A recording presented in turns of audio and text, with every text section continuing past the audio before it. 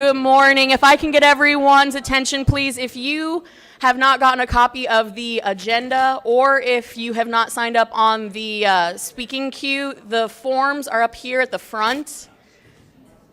Hannah, can you raise your hand real fast? This is Hannah Parrish. She is our executive assistant. She'll be collecting the speaker cards from around the audience and bringing them up. And we've got forms on both this side and that side. We'll get started here in about 2 minutes, so if you haven't gotten your agenda or a speaking card, please feel free to do so right now. Also, behind me, we have this beautiful poster to help us launch this project. And before you leave today, if you could kindly sign it, this is going to be a great way for us to mark the beginning of Project Putnam with your support. So at some point today, make sure you come and sign this, and we've got Sharpies up here. So we'll get started in about 1 minute. If you haven't gotten your agendas or speaking cards, please do so, and you can turn them into Hannah here. Thank you.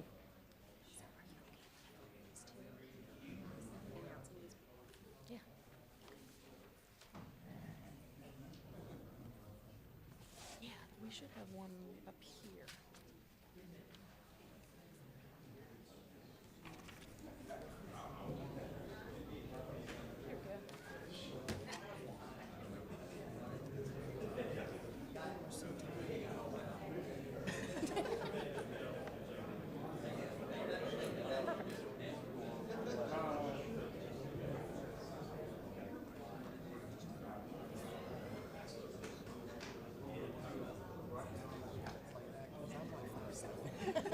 Brandon?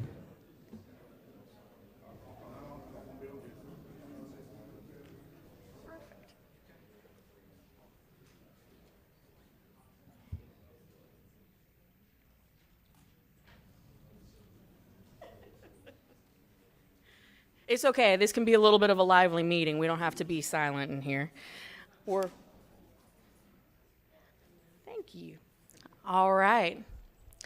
Well, welcome everybody. Good morning. Merry Christmas, and thank you for joining us on a very busy week. I know people are trying to get ready for Christmas and New Year's, and there's a lot of family functions happening right now, but we wanted to make sure that we had our second and final round of presentations on Project Putnam. How many of you were at the meeting on November 29th? Hands up. Thank you. About half. We had I'm not sure if you heard, but we had a great meeting. It was about 4 hours long, an hour longer than we anticipated. And there was some great things that came out of that. And the congressman couldn't have been more happy and proud of the ideas that were generated and the momentum that's starting to build. For those of you who don't know me, I am Kat Kamak. I'm Congressman Ted Yoho's Deputy Chief of Staff. Basically what that means is I do everything from A to Z, and one of those things is economic development, in addition to scrubbing toilets and doing errands. It's a joke. We can laugh in here. It's okay. The congressman was planning on being here today, but you may have seen in the news last night or early this morning that the Senate parliamentarian found an issue in the conference report. So the House is going to vote again for the tax plan, which will pass. Late last night or early this morning, about 1 o'clock, the Senate passed the tax reform bill. And so the president will be signing it either later today or tomorrow. So the congressman could not miss that vote. It's a critical vote, and he'll be home late tonight. But otherwise, he wishes he could be here to share his vision for Putnam County with you all today. What we're going to do, if you have a copy of the agenda in front of you, is I'm just going to go over the agenda very briefly, and then we'll jump into the presentation so you can get an understanding of exactly what Congressman Yoho envisions for Putnam County. Before we do that, we're going to kind of go through elected officials. I know there's some time constraints with folks that have to leave a little bit early, but we'll get remarks from elected officials, then state officials, and then on to local stakeholder organizations. If you could do me a huge favor and keep your remarks to about 3 minutes, I would really appreciate it. I know we have a lot of folks here today and a lot of ideas, a lot of opinions, and we want to make sure that everyone is heard. If you don't want to speak, but you do want to leave a comment, again, the comment cards are up here on these sides of the room. You can write your information down, make sure Hannah gets a copy of it, and I will read it, Congressman will read it, and then we'll circle back. let me see, where did he go? I'm looking for Mr. Ben Bates. Mr. Ben Bates. Mr. Ben Bates has been spearheading an organization called Putnam Forward. And he spoke with a congressman several months ago about what their organization was doing, which was trying to move the county forward. That kind of spurred off the congressman's vision. As ethics and legal rules apply, we are not affiliated with any for-profit company. We are a government institution, and we work with government entities, state, local, and federal. But I do want to give Mr. Bates an opportunity to come and speak about what his group has done, because they have done a phenomenal job of rallying stakeholders in the county and in the community to come forward to really get the potential of Putnam County realized. So Mr. Bates, if you wouldn't mind joining me up here for a moment to say a few words. Thank you very much, Kat. A group of us, business and community folks, got together probably about a year ago with one vision, looking forward, not in the rearview mirror. It's so exciting to look out today and to see this august group of leaders of our community looking for a plan to move our county forward. And I trust, and Kat's goal today is for us to be forward-looking and not looking in the rearview mirror. Let's look forward. Let's get a vision. I can say I've been in the county since 1967, and to my knowledge, Congressman Yoho is the first congressman that we've had to take the interest in our county like he is, and to work to make our county a better place to live, work, and play. And when you see the progress that's been made and his goals that he wants us to buy into to move our county forward, I think it's exciting for each and every one of us. And we need to give him and Kat a big round of applause for the effort. I know he's disappointed that he can't be here today, but he had an obligation in Washington that he had to take care of. So let's give Kat a big round of applause. And there's a lot of us, so let's limit it to about 3 minutes, and let's look forward, not backward. Thank you very much. Thank you, Mr. Bates. And in the spirit of unity and moving Putnam County forward, if you all would stand and join me in the pledge. I pledge allegiance to the flag of the United States of America and to the republic for which it stands, one nation, under God, indivisible, with liberty and justice for all. Thank you. So, as you know, Congressman Yoho inherited Putnam County in the 2016 congressional redistricting initiative that was undertaken by the state.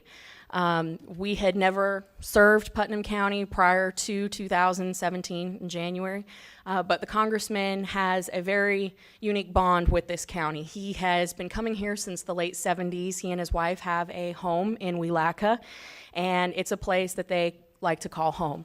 So he has always had a very special relationship with Putnam County. And when we started coming over here in January, our entire team looked around and we said, there's so much potential here. There's so many amazing people. They have incredible resources, so much talent. Why isn't this happening? Why isn't that happening? And so began a year-long expedition to talk to stakeholders, residents, elected officials, appointed officials about what they saw was holding Putnam County back. And this vision, Project Putnam, is the realization of all those conversations. And as you can see this poster behind me, Putnam County was established in 1849. And we see this project as being the starting point of 168 years of potential realized. We are not here to lay blame. We are not here interested in who didn't do what or who did what. We are looking forward, and we want ideas and community input to get this county on track and really realize the potential here. So, without further ado, I'm going to go through Congressman Yoho's vision for Putnam County. And a lot of these numbers will seem repetitive, or you may know them. There is a little bit of wiggle room in them just because depending on what source you look at, the numbers can be, they can fluctuate a little bit, but we use the federal verified numbers from the census. I was notified today that our unemployment is actually lower than 5.8, which is wonderful, and our percentage of poverty, population in poverty is actually lower than that number, so that's great. One of the things that has been a chronic issue is we have a declining population in the county, which means that in some areas there's too much population for certain programs, and in some other areas there's not enough. The census predicts that we will actually see this number, the total population, go down about 300 persons by 2020. We envision that with the programs that we roll out, Putnam County will become a hub and attract more talent and workforce and families to live here. So that number will probably go up. One of the things that while we were going around talking to folks, developers, economic developers, site selectors, companies, was the graduation rate. The graduation rate is one of the lowest in the state at 63.6, and I believe it is now 68 for two, there we are, 68? It looks like this year will be even higher than that. Yes. Good. 16, 17 Right. last school year. That's what we like to hear. So we're on our way. We're on an upward trajectory. So again, one of the things that we heard repeatedly was, your graduation rate's too low. We don't want to build neighborhoods. We don't want to build facilities. You can't get the families in. So one of the cornerstones of our vision is to increase the graduation rate and really start developing a workforce that can graduate here with a top-notch education and then either go to college if they choose or enter the workforce right away. So again, our vision is to realize the potential of Putnam County and all those who call her home. So we are on the track right now to hit these 3-year goals. What you see on the screen here is Putnam County today versus 2020 and the benchmarks that we want to hit. You see on the average annual salary, $36,000. We want to see that taken all the way up to $45,000. That will be about state average, and we believe that that is easily doable, especially given the current industry that we have here and how we can support that. And then we agreed, and I hadn't changed this yet, so I apologize. We agreed at the November 29th meeting that we're going to shoot for an 80% graduation rate. If you look at our neighboring counties, Clay County to the north, they have an 84% graduation rate. St. John's, 91.2%. That state average is about 80% graduation rate. If we can hit that, that is going to be a very, very big notch in our belt. So that is our 2020 goal. I think we can hit that. And then if you look at the admissions to prison per 100,000, what we want to do is take that down by 30%. This will be a result of, one, focusing on educational programs, but then also working with our law enforcement, like Sheriff DeLoach and our police chief here, to get programs, community programs funded, working with the DOJ and our state partners to really make sure that our law enforcement has all the resources and tools available to them, and we're getting into the community as much as possible. So we'll see that go down significantly. Are y'all up for the challenge, 30% reduction? That was an enthusiastic nod, I can tell. I'll take it. I was notified today again that the unemployment rate is currently 4.8 currently. We would like to see that same margin go down. And then if you look at the total amount of federal funding, this is from 2017, that $16 million, we want to see this number go 20 million or above.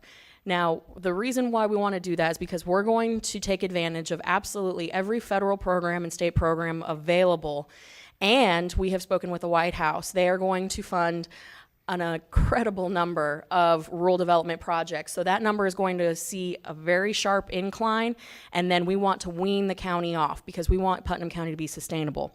Use the resources available, fund them, and then make ourselves completely self-reliant. So 2020, we'll see a high number of federal dollars, but after that, we want to see a lot of that dip off because the county will be able to to stand on its own. The poverty level, I know we had seen some additional numbers. Where's Terry? Y'all are spread out. Okay. Percentage of population in poverty. Has that number has gone down, I believe, The last number I have, Kat, was a little over 10% in government housing. government, Okay. and government housing, yes, in the, Okay. yes. So, yes, I believe the poverty level may have changed slightly, but I hadn't got those numbers, so, finalized yet. Okay. And I know my chamber friends are here. Yes? Yeah, actually, I was looking this morning, the poverty rate in Putnam County has dropped to 19.9%. Perfect. Our U.S. Census Bureau numbers. For this year, right? All right, then we're going to adjust that goal with the blessing of everyone in the room. We want to take that to 15, yes? All right, we can make it happen. And as Terry pointed out, 10.4%? 10.4% in government housing. We want to take that number. We're number one in the state. We want to get out of the top 10. And those are our goals looking at 2020. So the reason why we have these goals established is because if we don't know where we want to be, we have no idea where we're going. And if anybody has any questions on these particular goals or numbers, I'll be happy to entertain questions at the end of this. Yes, Mr. Bennett. Important for everybody to know that when we look in the government housing, that we're not talking about displacing anyone, we're talking about moving them up, Yes.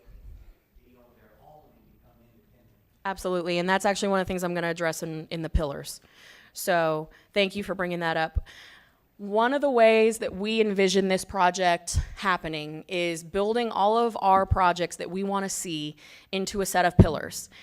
That way, there is a transparent and accountable way that we can get from A to Z. So the first pillar is the recovery pillar. We've all been hit hard by not just Irma, but Matthew, and the county has had some issues in getting some money back reimbursed from Hurricane Matthew. I had an email exchange with FEMA and the state as well as Ryan. Ryan, are you here today? Is Ryan Simpson our emergency county manager here? Okay. Well, we had an email exchange with all of the outstanding payments. We are working to get those resolved as soon as possible. And that is a combination, again, of the local county, the state, and then FEMA working together to push these through as quickly as possible. I know that there are some folks here that have specific questions about reimbursement on private property and roads that have been washed out. I'll be happy to entertain those again at the end of the presentation. But whenever you're working on a big project, we have found that it's great for momentum and buy-in if you can get early wins. And getting these project worksheets for all these community facilities and roads, bridges, et cetera, that have been damaged in these storms, if we can get those fixed, that's one step closer to getting Putnam County moving forward. So it's an early win, and we see this one already underway. So after recovery, we're moving into the stability pillar. The stability pillar is the most critical, and this is what you're going to see the most of next year. This includes education, infrastructure, and current industry. Now, under the education subheading, we're going to form a subcommittee that will have a direct interest in getting our education system up to that 80% graduation rate. We have done everything from chat with Department of Education in Washington to the congressman speaking with the governor about programs that can fund this pillar, as well as the local Putnam County School Board has a list of initiatives that they see that we can help fund and work with them to get that education and graduation rate up. Under the infrastructure, we've identified a couple of key projects, wastewater systems, new water lines, broadband. These are the critical things that we have to have in place before we can really start courting companies and looking at ways that we can stimulate the local economy. We can't bring in companies, and we can't even really support our current industry or education system unless we have these things in place. So we are going to be laser focused on these three subheadings: education, infrastructure, current industry, and that, like I said, will be a very strong rollout in Q1, Q2, Q3. Moving on, the next pillar will be growth, economic development, tourism, housing.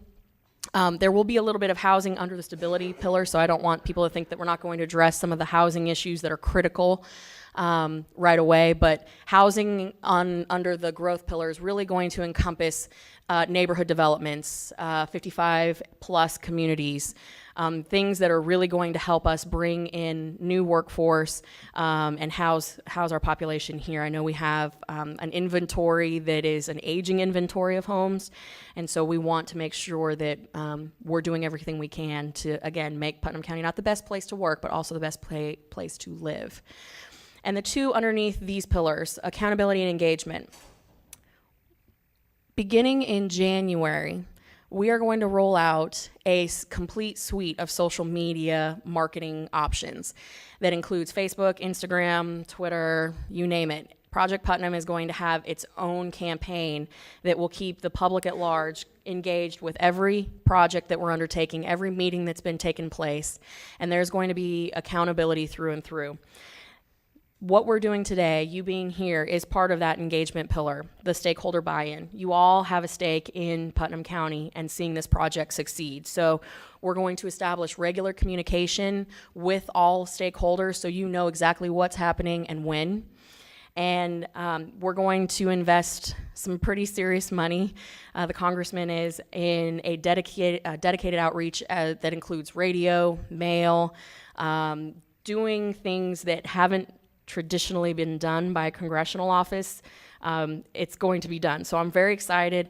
And one of the things on here, the quarterly reporting, our office will generate a quarterly report on the 15th of the following month, kind of like your quarterly tax payments if you run a business. You will get a quarterly report from our office that details exactly what projects are on the books, where they are at, and who is responsible for them, so that if someone's not doing their job, you can hold them accountable.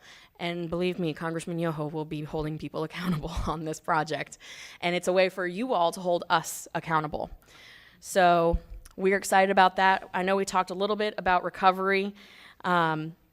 We're going to see the complete A through G projects, which is our public works, debris removal, et cetera. That, like I said, is getting close to being wrapped up. So we're excited about that. That'll be a great win.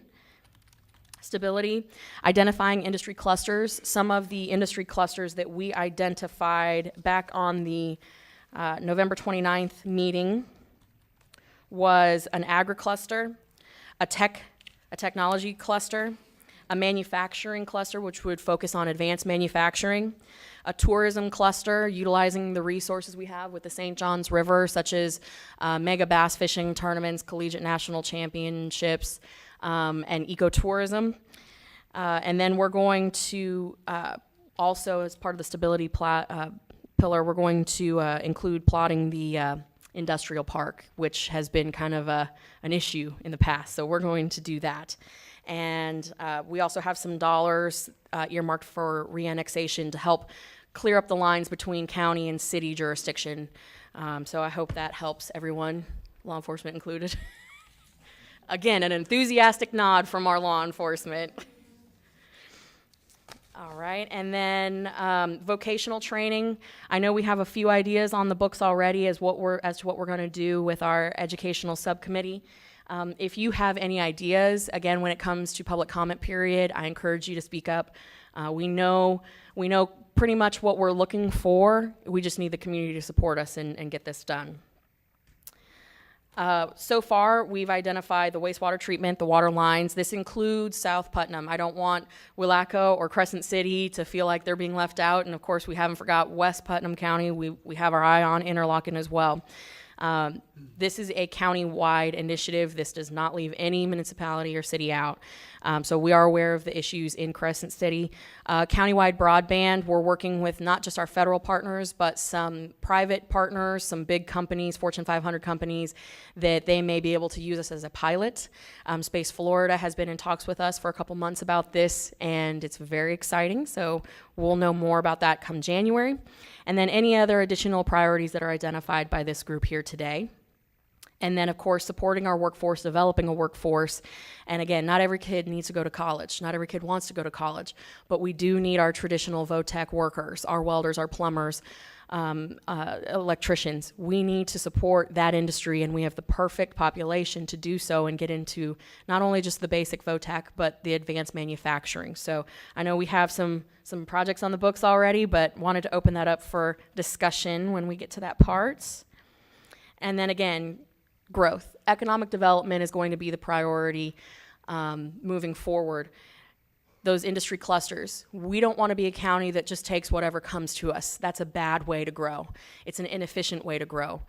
And it can be a little bit dicey if you're giving big tax packages to companies or industries that your county cannot support or does not want to support. So we want to identify industries that their values are the same as ours. Again, we talked about workforce development, targeting niche infrastructure projects, things like dredging the port here. We've got some marine manufacturers. We've already been in talks with the state and the federal government about the Shands Bridge. We have had that report that was supposed to be generated in 2023. We had it expedited to the beginning of next year. Raising Shands Bridge would give all of our marine manufacturers here in the county an opportunity to actually do more and to get their work product out. So niche projects like that is what we're going to be identifying, and then again, additional priorities that you talk about here today. And we talked a little bit about the tourism opportunities. Terry can tell you when he first met me, I guess y'all would never guess this about me, but I was president of the Bass Fishing Club in college. And I have a soft spot for bass fishing tournaments. It turns out they are incredible economic drivers as well. Alabama has an incredible state program. It generates almost $1 billion in economic activity every year. And the collegiate bass fishing championship every year is close to 700 million, I want to say. And it brings in kids from all over the country. These types of events, if we can get the hotel beds that can support these types of functions, we're going to do a great service to our local small business owners and the county, because it is going to be an incredible mechanism for growth. So if you want to talk fishing, I'll be happy to do that. And again, housing, identifying opportunities at the county level to streamline the building process. I had a great meeting in Washington last week with HUD. I spoke with 18 of their program directors and basically laid out the situation in Putnam County and said, what can we do? And they laid out a suite of options and said, this is what we need to do, here's what I would recommend here. And they said, but we will also send a team down to Florida from Washington to identify some of these needs and really start working on this housing issue now. So we're very excited about that. Mr. Bates, you talked about this a little bit. When we talk about the housing needs and the affordable housing and how we're #1 in government housing, our goal is not to move anyone out into a worse system. Our goal is to increase resources so that people can find permanent, quality housing that is affordable. That is our goal. And that is the congressman texting me. I apologize. Sorry. So again, please don't misunderstand that we're trying to put people on the street. This is absolutely not what we're trying to do. We want to make it so that people have options, and it's affordable, and it's safe, and it's a hand up. So again, when HUD comes down in Q1, Q2, they're going to be talking in depth about that, and I encourage you, if you're interested in that topic, to please come to that meeting. And then again, hotels, we need to increase the number of beds that we have in the county. If we're going to be serious about establishing a tourism cluster, we have to get serious about creating a hotel system here that can support that industry. So one of the things, I'm looking at the chamber, y'all are on the radar for that one. And again, accountability, establishing tangible goals, what we did earlier. We will be issuing the quarterly report. And then the key thing here is going to be clearly defining who is responsible for what. I think in years past, it has been, oh, well, I thought this person was doing this, or I thought that group was doing this. No, it will be black and white in writing. These are the people working on these projects, and if something's not happening, you can hold them accountable. And again, we talked a little bit about the engagement that's going to take place. The priorities that we generate here today will be incorporated into this program and into this vision. And then our hard ask for our elected officials here today is that come January, you adopt Project Putnam via resolution, saying that you will work on this with us. And that way it is in writing that you guys are on board with this. So that is going to be for all our elected officials in the room. I know you guys really can't do that, but you can do it in writing. Well, sort of. Please consider that for all of our commissioners, county commissioners, city commissioners, mayors, et cetera. And then again, with the rollout of the social marketing component in January, we're also going to be building a website specific to Project Putnam that will allow us intranet communication for all the stakeholders.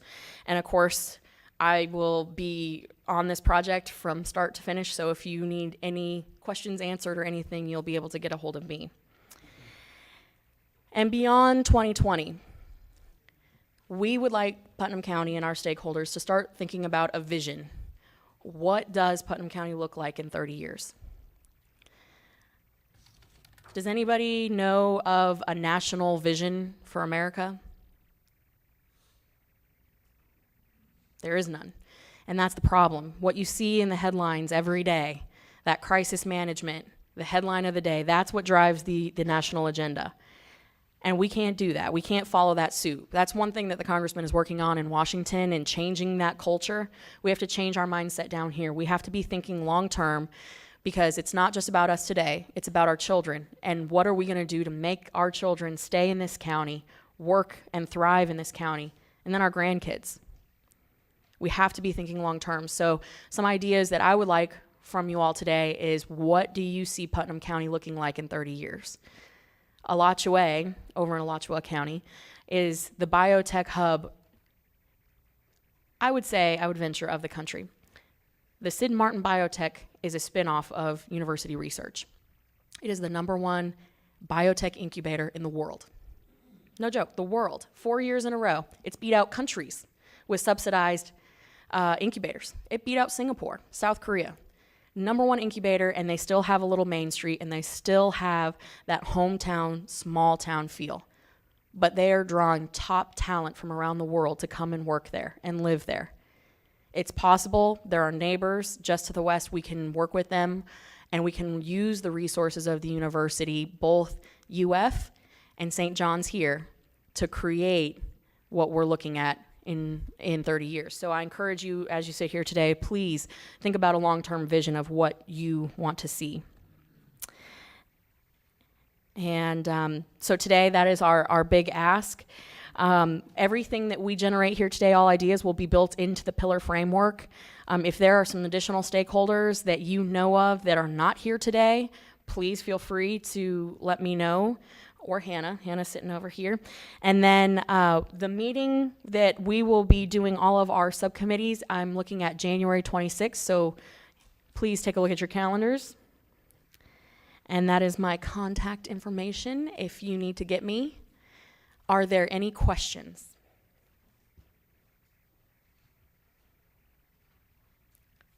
Lively crowd, come on now. This can be interactive. We can make this fun, I promise. No questions. Okay. Well, with that, I'm going to open it up to our elected officials. Mr. Keith Perry, our state senator, if you could join us and give us a brief talk about what you see at the state level, I appreciate it. Thank you. Good morning. Good morning. Wow, what a crowd. I don't know, when Kat called me about this, I thought I'd come over here and 10 or 15 people. This is what I was used to having at these kind of events. So to have this crowd this morning shows what's capable. And that's really the question I think that you have to ask is, what is it and what is it going to take to change and transform Putnam County and Palatka into what Kat was talking about and what you envision that. And if you just look at one thing, you look at graduation rates, you look at those, and they said the rates here and they said over in St. Johns County. Well, kids are kids. It's the environment, and it's what kind of environment we put them in. It's going to give them the best opportunity, and that's the way we look at it, and the way I look at it in all of those. You have as much opportunity in Putnam County as any place in the state, any place in the nation to be successful and make that happen. I like what you said, Kat, and that is that it's pretty clear in the Bible. You have to have a vision, and without a vision, the people perish. So if you don't have a vision, if you don't know where you're going, you're just going to happenstance, and it's more reactionary how you deal with things instead of being proactive. So just a couple of quick things that we all understand as basics. Infrastructure. We're working on some of those things now. We've been meeting with some of the representatives from here, and we're going to be working on those infrastructure projects on a state level. Certainly the talent and the educational model that we talked about. One of the things that I pushed for the last few years is early childhood development. I'm in the roofing business. My father was a professor at the University of Florida. I had a sister and brother graduate there, another sister in North Carolina. I barely made it through high school. So I never would have thought that in Tallahassee I'd be thinking about early childhood education and development, but I think that's one of the key things that we have to do and look at both locally and on statewide. And if you think about how important that is today, and we're going to be at a crisis soon, and I'll give you my thoughts on that. They built a new McDonald's in Gainesville. You go in there, there's kiosk for order takers. And so we're replacing the order takers. In 5, 10, 15 years, you're going to have delivery vehicles that are going to be autonomous. You're going to have most factory and repetitive motion jobs are going to be replaced by robotics. And so what we do is we take this group of young people, and if we don't educate them in the new technologies and this new economy, we're going to take a large portion of our youth and we're going to make them permanently unemployed. And the permanent unemployed are going to find something to do, and that's when our sheriff and law enforcement is going to get involved, unfortunately. And let me tell you how rapidly and things are changing just in that, and why I say it's at a crisis. As we move into this new technology and change in robotics and CNC machines, we have now in Gainesville, I was just meeting, I met the last couple of weeks with the gang prevention group there at the Gainesville Police Department. I've met with the chief of police several times now. Gainesville, Florida, I'm not sure about Palatka, but Gainesville, Florida has all of the major gangs in the city, except for MS-13. All the other major gangs, the Bloods, the Crips, the things you think about in Chicago or Los Angeles are in Gainesville, Florida. And this is the part that why it's in crisis. One facility, Lake City Correctional Facility for juveniles. Now, these are kids who have been direct file. They've done something to be charged as an adult or sent to a prison, not probation, not some of the other programs they have there. Out of the 620 inmates in that facility, about 96% are estimated to be in major gangs.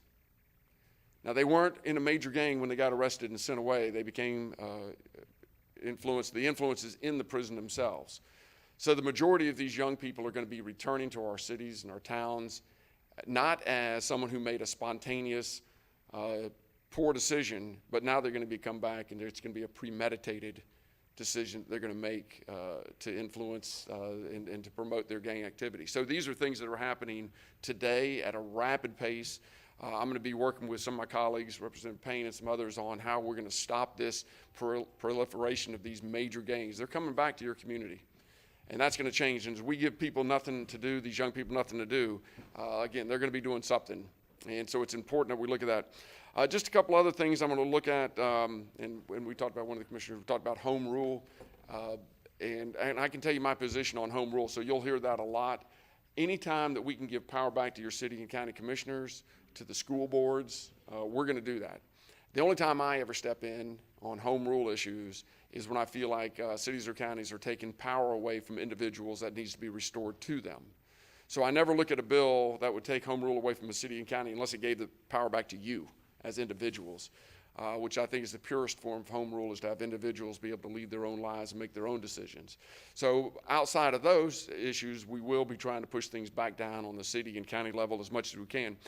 There's some other things that statewide make sense. 5G is the new networks for infrastructure and wireless communications. 5G, well, they have small, they have to be low located, these transformer boxes that have to be everywhere. They're about the size of a mini fridge. Well, we had cities and counties wanted to dictate the color of them, how they were built, what they looked like. And if you can imagine, just think about that, where we needed a statewide mandate on that. If you could imagine the electrical distribution, if every city and county said, well, we don't want a transformer that's green and round. We want a transformer that looks to match our town. Well, you can understand that progress would be slow in coming in those kind of situations. So you're going to see those kind of issues that I'll push, and when it makes sense statewide that we have to push things in that to keep industry going forward and let that happen. Business, tax climate, obviously those are things that we're going to draw people down here to not just Putnam County, but in the state. We have to have those. One of the biggest issues that I've been working on is workman's comp reform.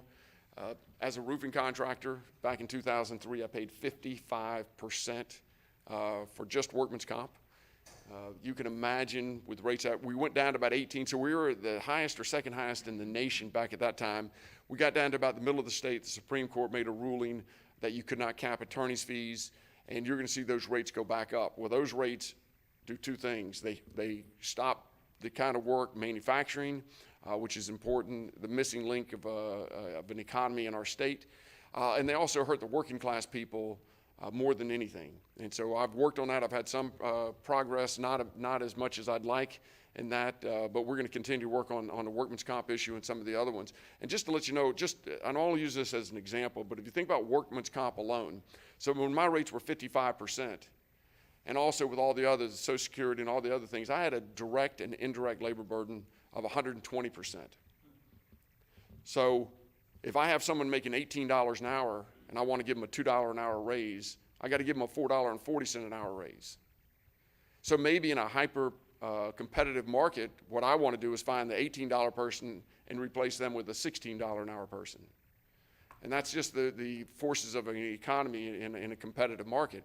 So the wages are at a suppressed level or pushed down on those terms when we have things like that. And then the other thing is, it's kind of a double whammy for these working class people, is because every single thing that they need in life costs them more money. Not the things they don't need, not the accessories, not TV sets and things like that, but the necessities in life: housing, daycare, all of those kind of things. Energy, electricity and stuff cost them more money. So those are the kind of things we have to look at, these fundamental foundational levels that drive cost up and keep working class people suppressed in their wages and their disposable income. So we're going to work on that. And not to take too much time on this, but I think about affordable housing, and we talk about that a lot in Tallahassee. In Tallahassee and in Washington, some of the other places, affordable housing, to solve that problem, we have a fund up there called the Sadowski Fund, about a couple $100 million, where we take money from documentary stamps. So we tax real estate transactions to fund, so we even drive up the real estate cost. But we use that to fund affordable housing. And we do that through grants and first-time buyers and some other things. What I find a little bit frustrating at times is nobody asks the question of, why is housing unaffordable? It wasn't 35 years ago. Matter of fact, there was a study done on the three number one increases in cost of living for the average working family. Taxes, we pay 25% more today. Healthcare, we pay 72% more today. And housing was the number one increase, at 74% increase in the cost of housing. And so instead of saying, well, what is the driving forces that make housing unaffordable, we look at, say, well, let's have a Sadowski Fund and give people grants and subsidies. That's not the way that you solve problems. And I'm not saying we get rid of the Sadowski Fund. That's not the issue. The issue is, let's at least be inquisitive and look at these things and say, what can we do as a government? And that's what I do, and that's what Representative Payne's doing. We're looking at those things and saying, what can we do to bring those costs down? And there's plenty to do. Just talk with some people who are in the development business, and you can find out from them how much it costs per lot, government regulations, to build a house to start with. And are those things protecting you and I and protecting the environment and protecting the public? Are they doing that and also driving the cost up substantially where there's not a cost-benefit analysis being even done on that? So we're going to look at those. We got a bunch of other things we're going to be looking at. I can tell you this, that Representative Payne and I have a great relationship. Putnam County is important. I know it's important to Bobby. It's important to me. We're going to do everything we can to work together on the House and Senate side. Everything we do in the Senate, everything done in the House, you have to have a companion on both sides to get anything done. And so you're going to find us working together, making things happen. We've got leadership on the House side coming out in Bobby's class, Representative Payne's out of Palm Coast area. And we may have a Senate president out of St. Johns County who used to be your senator. We'll see how that plays out. But there's things that are in line, some stars are aligning to make North Central Florida an area where we have great representation in Tallahassee, where we've always been kind of forgotten anywhere in North Central Florida, and a lot of just the more rural areas, that politics have been dominated by South Florida and some of the urban areas, the I-4 corridor.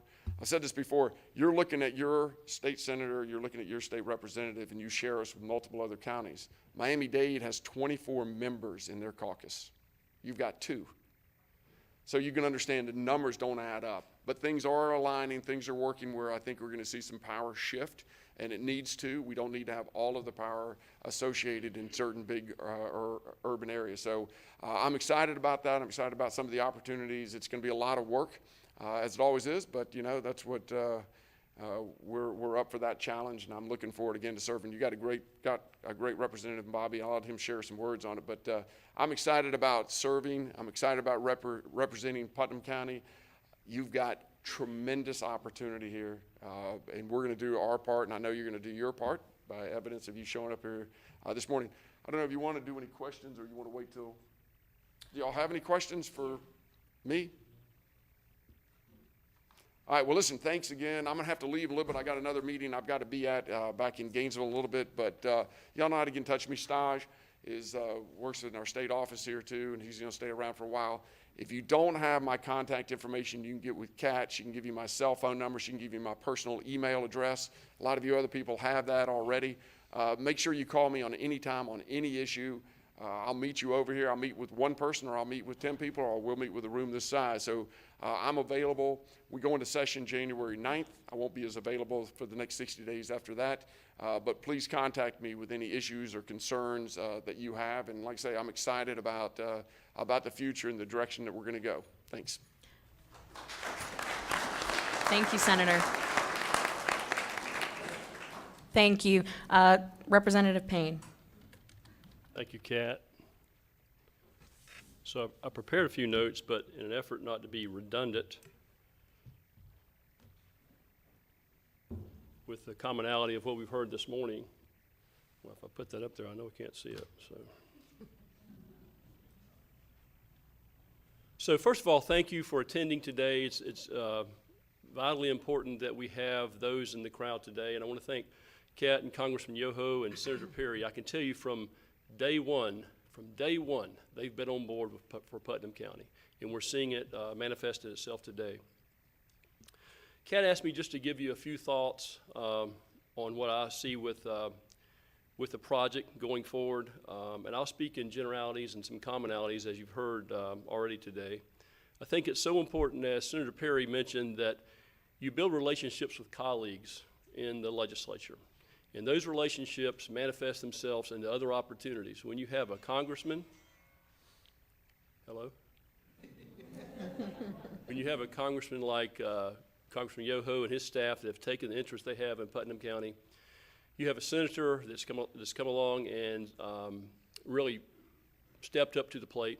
As Senator Perry mentioned, we are outnumbered by a large part by the delegations in the South. But then you have representatives from other areas that are working just as hard for you and pulling just as hard for you for your local projects as they are for theirs, because they know you'll support them. And Representative Travis Cummings and Senator Rob Bradley and my roommate, Paul Renner. Paul wanted to be here today, but I know he had to go to Jacksonville. Paul is a future Speaker of the House. So we have some stars aligning for us that will be very beneficial in the future years.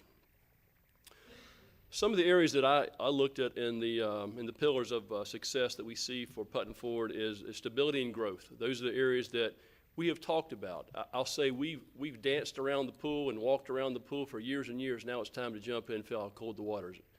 And it's going to be a challenge.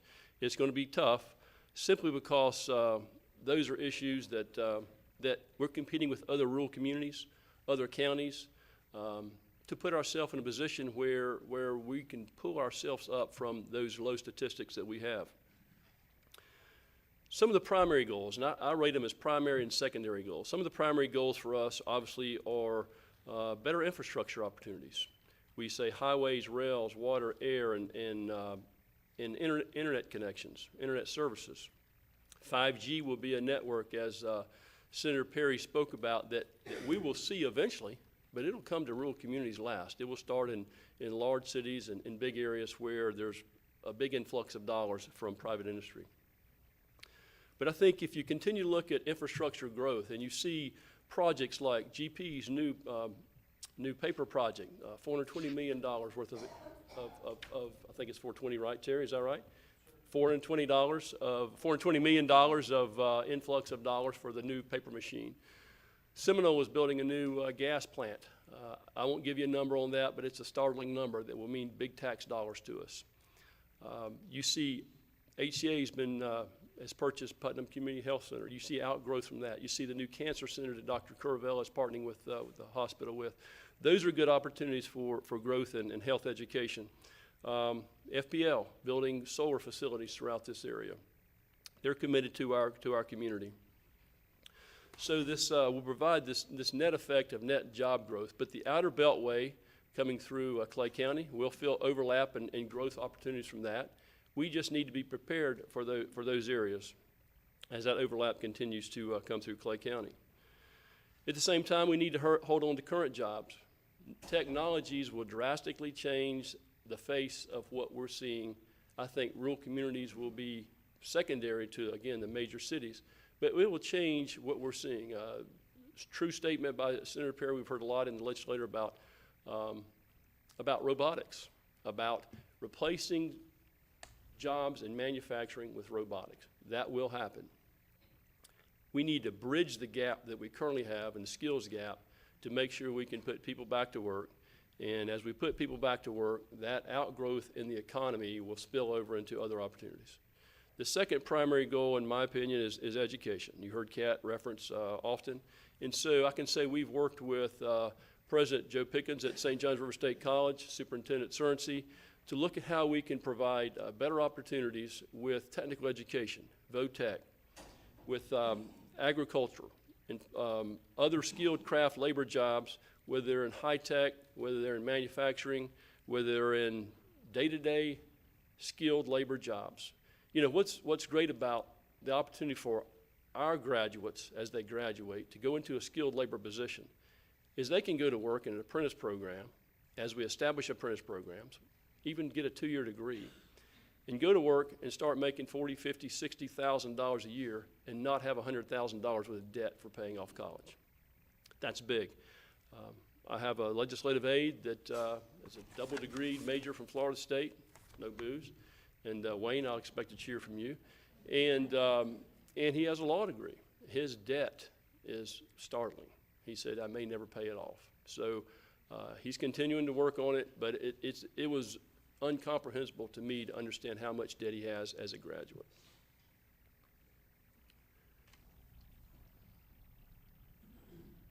You know, we expect, and we know what the stats are for Putnam County, but we expect 6 million new people to come to live in Florida, a net growth of 6 million people. That's in addition to what we have. So we would be at 26 million people projected by 2030. That represents challenges, but it represents a lot of opportunities for us in rural communities. A lot of those folks moving south have to come through North Florida, and we expect the opportunity to grasp some of those opportunities in retirement. I've heard Commissioner Terry Turner talk about retirement communities. We could be a mecca for retirement opportunities because of the recreational opportunities we have here, improving health care. Those would be great booms in housing and opportunities for us to have folks that are retired, don't have kids in the school system, and are still paying taxes. That makes sense to us. Let me say in closing just a few things. I want to introduce Leota Wilkinson. She is my district representative. Leota, if you wave your hand. So we're accessible. We're located here in Putnam County. We have an office in Bradford County, and of course our office in Tallahassee. Make sure you contact us about issues so that we can help move this ball along as we go forward. But I can't emphasize enough the opportunities to work with elected officials, both city, county, state, and federal officials, to move our needle forward and to be successful. I'll tell you that when I decided I would run for office several years ago, after much convincing from some in the crowd, I didn't run to maintain the status quo. If I were running to maintain the status quo, there was no need to run. So I'm running because the things you're hearing today, because the opportunities we have before us, because the things that we can do for our youth to make Putnam County a better place. We have the stakeholders in the room to make that happen. So it's nice to see a congressman, city and local officials, state officials, a senator, that we can put our oars in the water and row in the same direction. So we have to do that. We have to do that to improve the opportunities we have for our youth and improve the opportunities and the challenges that we're faced with on a day-to-day basis. We'll take questions at the end, but it's really a privilege and a pleasure to be here to talk to you today. I'm glad to see this many people in the room, and I'm glad to see the commitment from what we have from our elected officials. Thank you.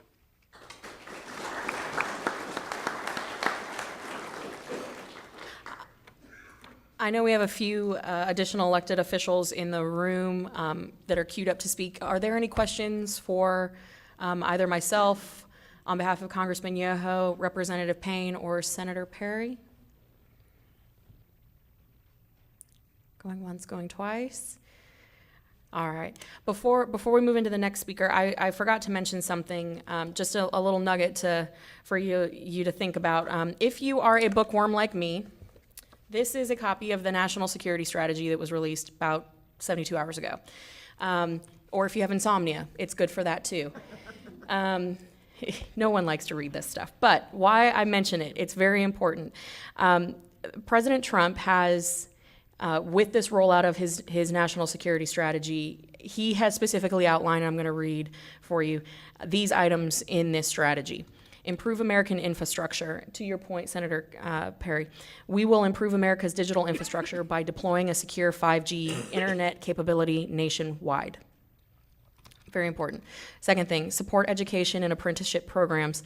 And it says, we will support apprenticeships and workforce development programs that prepare American workers for high-wage manufacturing, advanced manufacturing, science, technology, engineering, and mathematics jobs of the 21st century.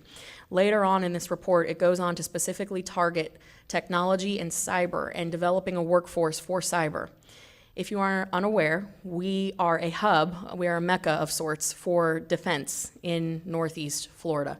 We have Mayport, NAS Jax, Camp Blanding, Cecil Field, Blunt Island, and several other smaller installations surrounding this area. We have the opportunity to not just support our county, but really support and build the next workforce, cyber workforce for our national security. And these are not just words on a page. We have actually sat down with the president talking specifically, I don't know what that is. 3 minutes is up. My 3 minutes is up. We have a commitment from the president himself. The congressman sat across the table from him, and we have a commitment from the president that these projects will be funded. I have a feeling that's my Gmail on the computer ringing. Someone was calling you through your Gmail. My apologies.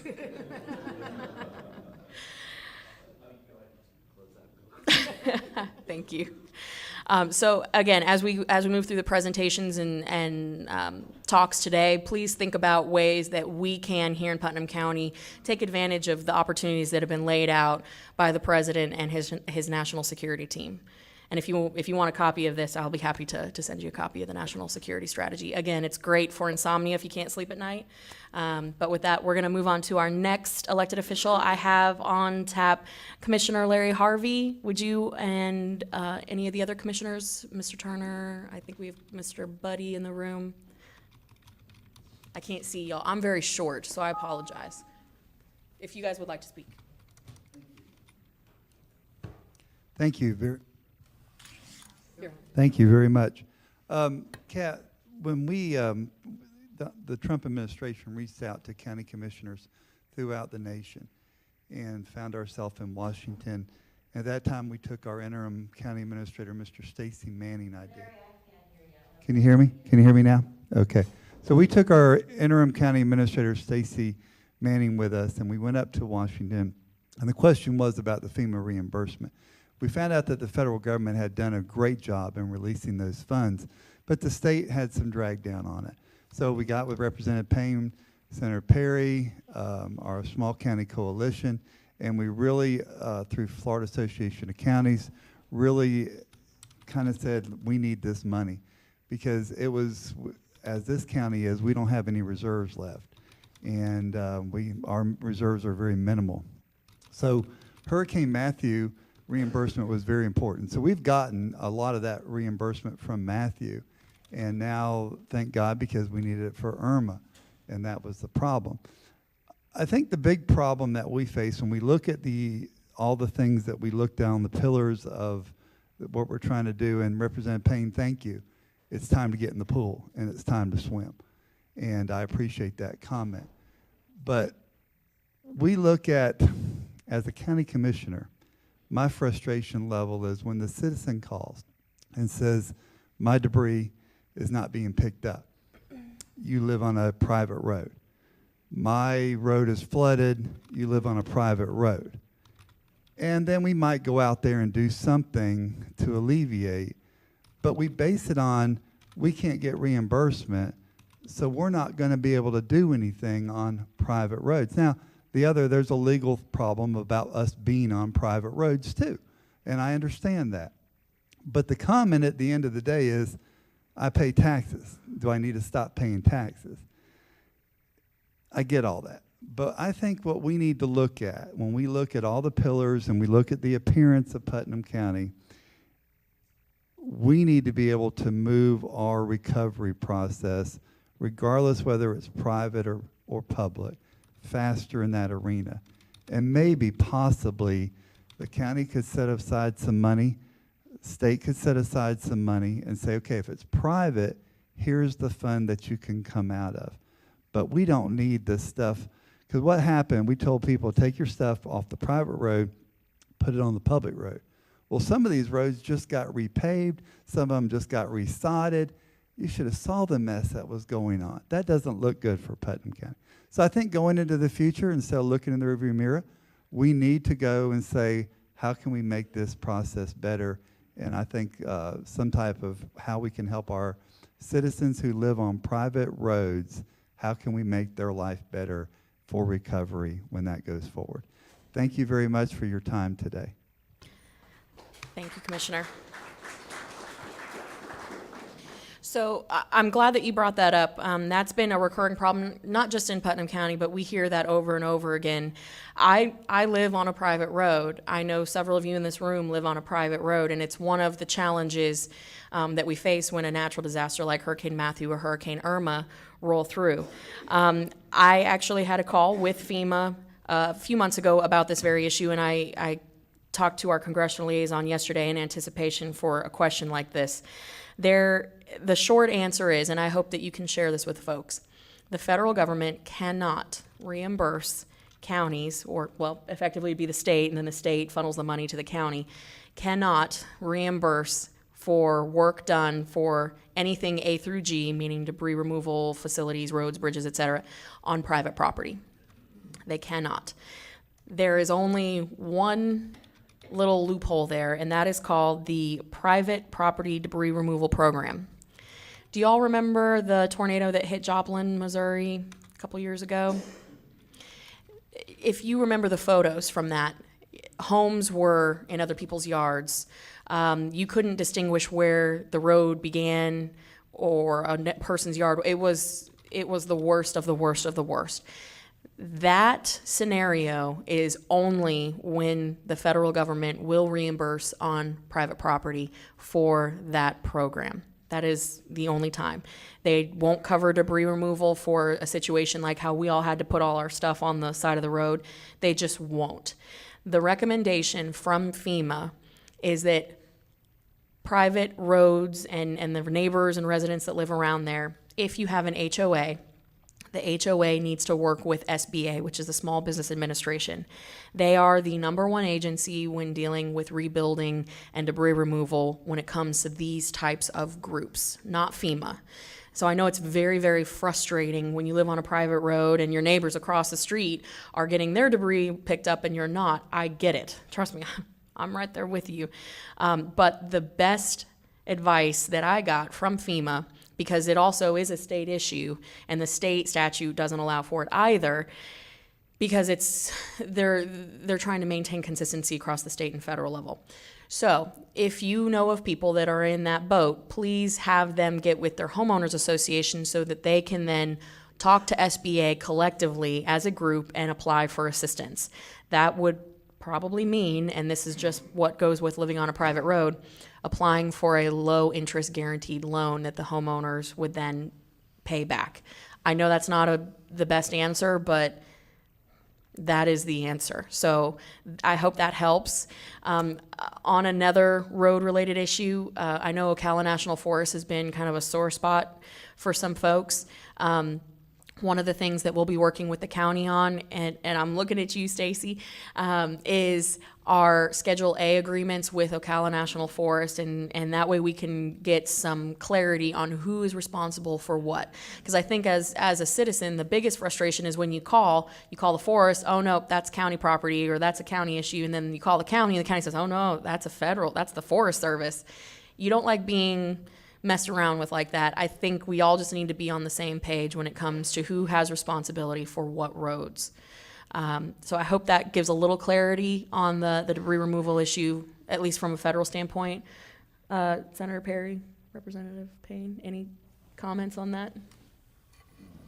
Is this on? No, I think you covered it very well, Kat. Larry, we feel your pain. Unfortunately, there's probably not a lot of private citizens in our area that are in homeowners associations. So it makes it very challenging. Don't know what the answer is. Talked with some folks at Economic Development Conference last week, and we heard a couple of things, though, I would mention, and that is if there's disaster recovery and you're declared in that disaster recovery area, it's very important to file early. You must file early. You really should have a contingency plan by county to file early so that you can identify those areas, because that allotment of money will come earlier, and there's diminishing returns the longer you wait. So that's important to know. Wish I had a better answer for you. It's probably a common question we've had in our office, wouldn't you say, Leota, throughout this event. And we have to get better at how we address it. Not sure what the answers are. Does anybody have any questions about that specific issue with private property, FEMA reimbursement? No? County manager?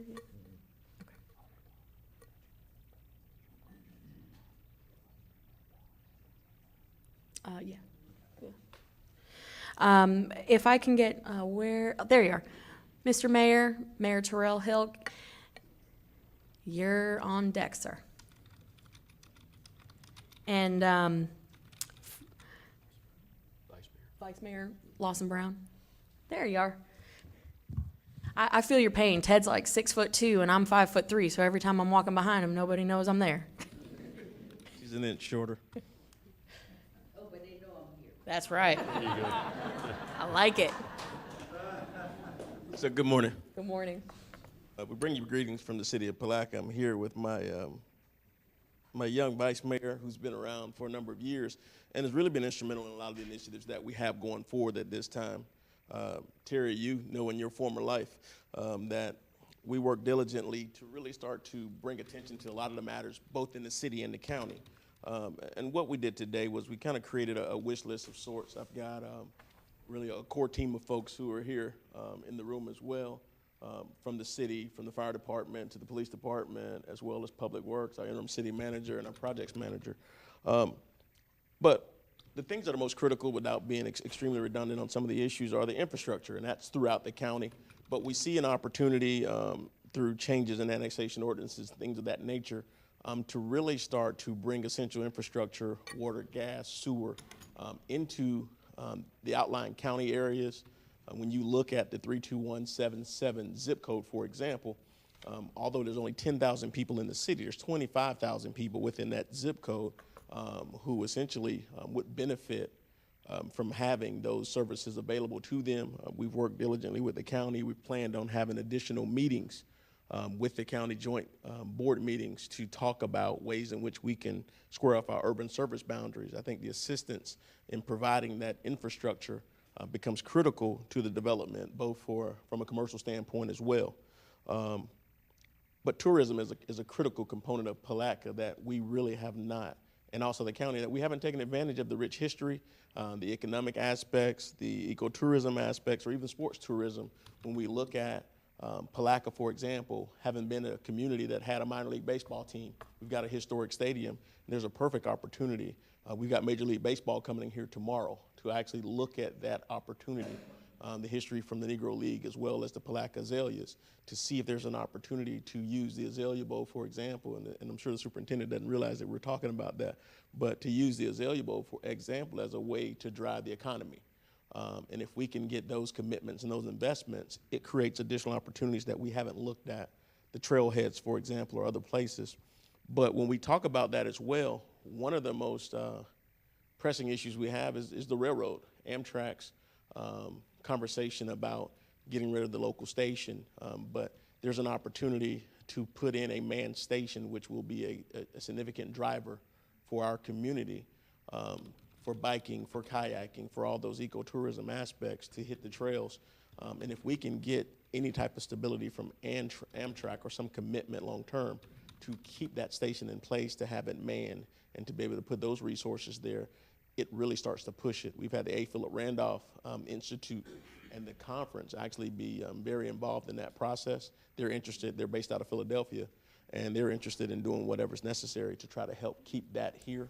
Intermodal transportation, the creation of that intermodal transportation hub within the city becomes critical for that. Also, the Wilson Cypress Mill project, we're looking at creating a CRA for that particular area.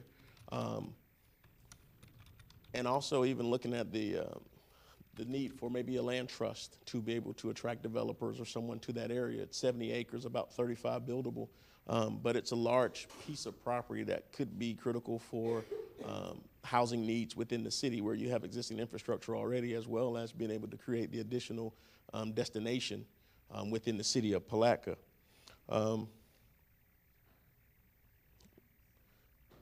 One of the things that's very interesting, and I think the sheriff's office will probably talk a little bit more about this, is just from the standpoint of communications. Chief Grimes has really indicated to us, along with Chief Shaw, that we find ourselves in a very desperate situation when it comes to the system that we have in place, and even upgrading to the new system with the loss of communication in some of the older buildings, or the metal buildings, or the steel buildings, or the concrete structures, and the need for repeaters and things of that nature to make sure that our first responders are placed in a situation where they have constant communication. And so when we start talking about communications upgrades and that $20 million upgrade need within our system, those are things that we have to look at from the city side. We're talking several $100,000 just to get us into a position where, you know, we can ensure that safety will be in place as it relates to those issues.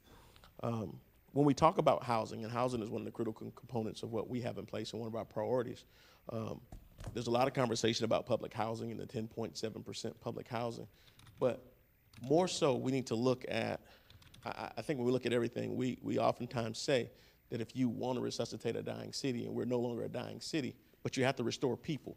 And it starts with a change in culture. It can't just be a shot in the arm. It has to be something that's long-term, something sustainable that builds people over a time period. And I think that conversation starts with Mr. Nelson and the Housing Authority and having him to the table, and I'm glad to see him here today. But one of the ways to do that, and me and Mr. Nelson talk, is to really is when we start to decentralize really project-based housing, is to be able to create smaller clusters of housing within areas, which basically integrates individuals into other communities. HUD has gone away from really centralized housing projects in the same manner, but we have to look at ways in which we can start to integrate people into the community, but we also have to put in resources from not just an educational standpoint, but from a cultural standpoint. Inside the county as a whole, we've lost social services.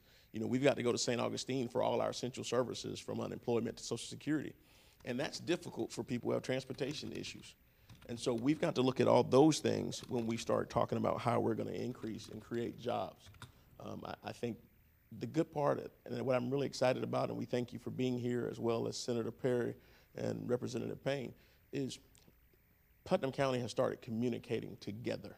The stakeholders, the county, the city, the municipalities, we've all started working together for a common goal.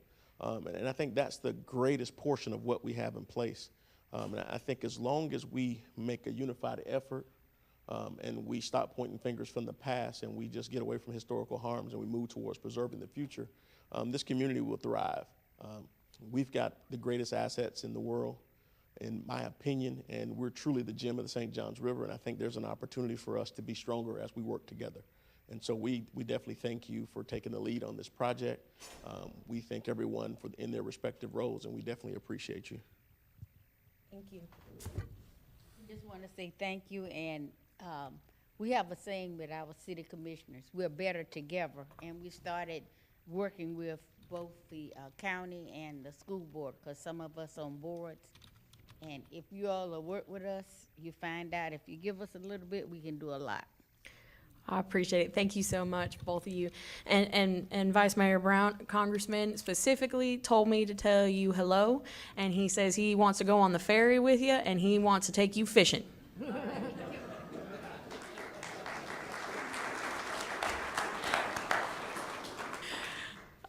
The congressman really enjoys spending time with you, ma'am. To the couple of your points that you mentioned, Mr. Mayor, you had talked about the emergency comm system, which I know we've had several discussions previously. To Chief Shaw and Chief Grimes, if you are here, I saw Shaw, there you are. Hello. This is something that we have definitely been paying attention to. I know we got a cost estimate of about $15 million on this new system.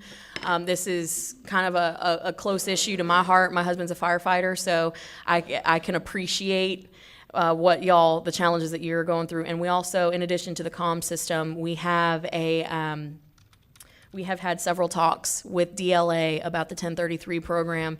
And through executive order, we're going to be making some changes that make it more accessible for you and you, Sheriff, to get equipment and resources that'll help our county commission budget, but also for our emergency services and our fire service, we're going to be opening up the 1033 program to you as well. That's our goal, and we're proud to be leading that effort. On the Social Security office, our office is well aware of that. We are working on an appropriation mechanism. We've been told by Social Security that they do not have the funds to put an office in here, so we're going to give them the funds to put an office in here. We don't like the answer no. So that is something we are aware of, and we will continue to keep an eye on. And then as far as the land trust, I would definitely like to talk to you about that more and some of the housing issues that we've discussed in the past. So I thank you for that. Just a friendly reminder, if you have not signed into this meeting, Miss Susan will probably take me out to the parking lot and beat me if I don't remind you. If you did not sign in, Miss Susan, where is that sign-in sheet? It's going around the room, all the way in the back. It's in the back. All right. Make sure you put your name and your email on there so I can contact you. And before you leave, make sure you sign this board, please, and thank you.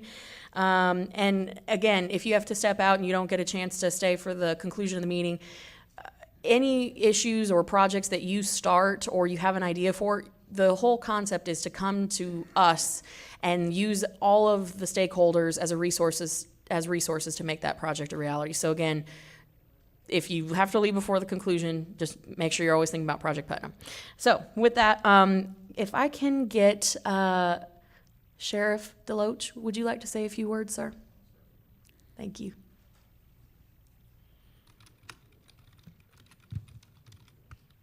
On behalf of everyone in the room, I'd like to thank you again, Kat, for coming here to represent the Congressman, Representative Payne, and Senator Perry for being so diligent about attending this meeting. We've discussed a number of critical issues here today, but I think the takeaway from this meeting for all of us is that in order for us to be successful in this endeavor, we have to have a holistic approach and realize that we're not just one cog in the wheel, but as individuals, we function together best, and it's through that synergy that we can see this project realized and actually see the potential develop into something tangible. My personal belief, and the mayor alluded to it just a few moments ago, I don't have anything tangible that I can place on it right now, but I feel like that we're on the cusp of some tremendous growth here in Putnam County, and with this continued momentum and pace that we're moving forward with here, I see great things happening for us in the future. Thank you, Sheriff. And can I just put a bug in your ear to, at some point, if you could make a statement or a written statement about Project Putnam, that will help us tremendously when working with DOJ and DLA about garnering some resources, not just for the department, but for the community as well? Absolutely, I can email that to you. Perfect, I appreciate it. Thank you so much. Thank you. Does anybody have any questions for Sheriff DeLoach? That's a dangerous question, isn't it? I just opened that door wide open, didn't I? Thank you, Sheriff. Chief Shaw? Okay, thank you. Chief Grimes? And again, an enthusiastic nod from our law enforcement and first responders. I have to give them a hard time, like I said. Yeah, absolutely. So just so you know, there has been appropriations request put in by our office for communications this year, and we're working with the lobbyist for the county to do our best to keep that ball afloat.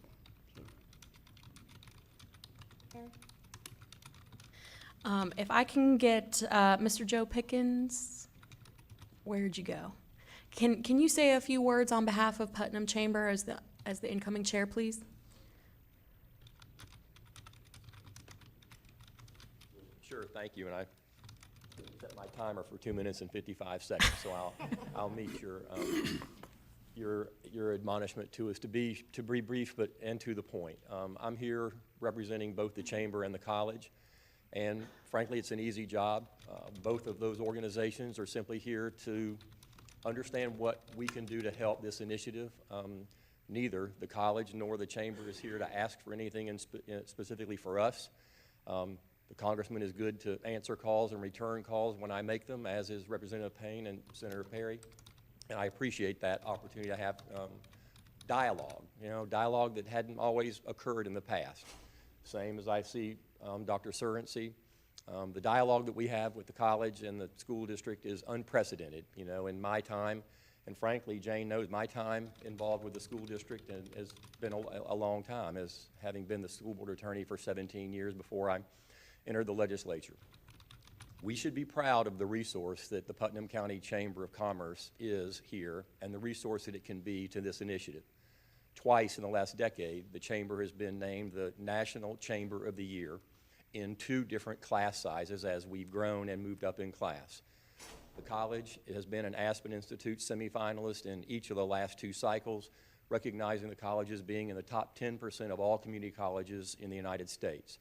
So we're here to offer, I am as the incoming chair of the chamber and as the president of the college, to offer us as a resource in whatever way it is we can assist the representative, the senator, or the congressman, and all these community leaders in moving this forward. I've said this before, I'll say it again, it may come as no shock to the folks in this audience. The next president of St. John's River State College is likely not going to be from Crescent City, and that person's also likely not going to live in Satsuma. And so my sense of urgency as the president, and being somebody that's from here and chose to live my life here and devote my life to this community, is now is the time for us to get together and all come together, including the college and the chamber, to make this initiative happen. So on behalf of both the college and the chamber, we're just here to help. We believe that, especially with respect to the college, that Representative Payne and Senator Perry and Senator Bradley are going to effectuate some reallocation of workforce development dollars so that the college will be in a position to do things for, frankly, Putnam and Clay that the previous First Coast Technical College declined to do. And that's an opportunity I think is unprecedented and new, and one that we are going to embrace. We expect that either shortly before the new year or immediately thereafter, the governor is going to announce that the college has received a $1.3 million Florida Jobs Growth Grant Fund award, so that we can again start working with the school district in particular on what we are supposed to do, which is educating students after they leave the high school. Here is a fact. Over the next 50 years, out of every 10 jobs that are created in America, 9 are going to require some post-high school education. Not necessarily a university degree, not a bachelor's degree, not even necessarily an associate's degree. But 9 out of every 10 jobs is going to require some post-secondary technical training or education. That falls squarely on St. John's River State College, in my opinion, for Putnam County in this area. I look forward to working with you and the congressman, as we talked about before this meeting, on the initiatives he has in mind, but the college and the chamber stand ready, willing, and able to help in any way we can in this initiative. Thank you. Thank you.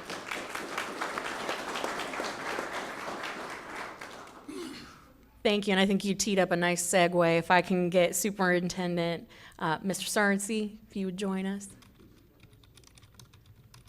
I'm deviating from the agenda just a hair. Thank you, Kat, for having us today. Representative Payne, Senator Perry, thank you for coming.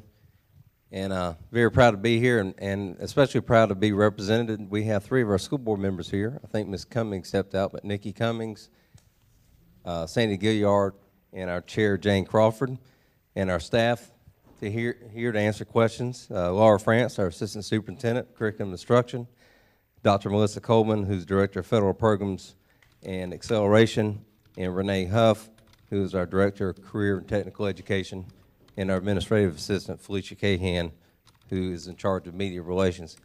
But we did talk to you last meeting. I was out of town, but I had our staff represent me in that meeting, and we just wanted to talk about what we are stressing as a school district as far as trying to connect our educational system with the local job needs and educational or economic needs of our community.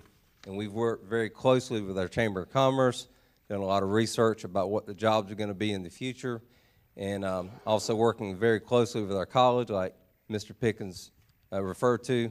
We formed some partnerships and are planning on forming future partnerships so that we can form these career pathways where once kids leave high school, they can continue and get those high-paying jobs, you know, get those certifications where they can be in a position where they can be a productive citizen here in Putnam County. The graduation rate is, we have a big magnifying glass on us now, and we welcome that. And I'll tell you, we're very excited over the last 2 years. Over the last year, we've grown over 9 points in our graduation rate. We're expecting in the next few days the graduation rate to come out again, and expecting another big jump. And again, once that comes out, we'll make sure everybody hears about it. But we definitely have sights on that 80% before 2020. And then we have a plan, which you have a copy of reaching that 90% mark by 2024. So that is definitely in our sights, and our staff is working very hard to achieve those targets.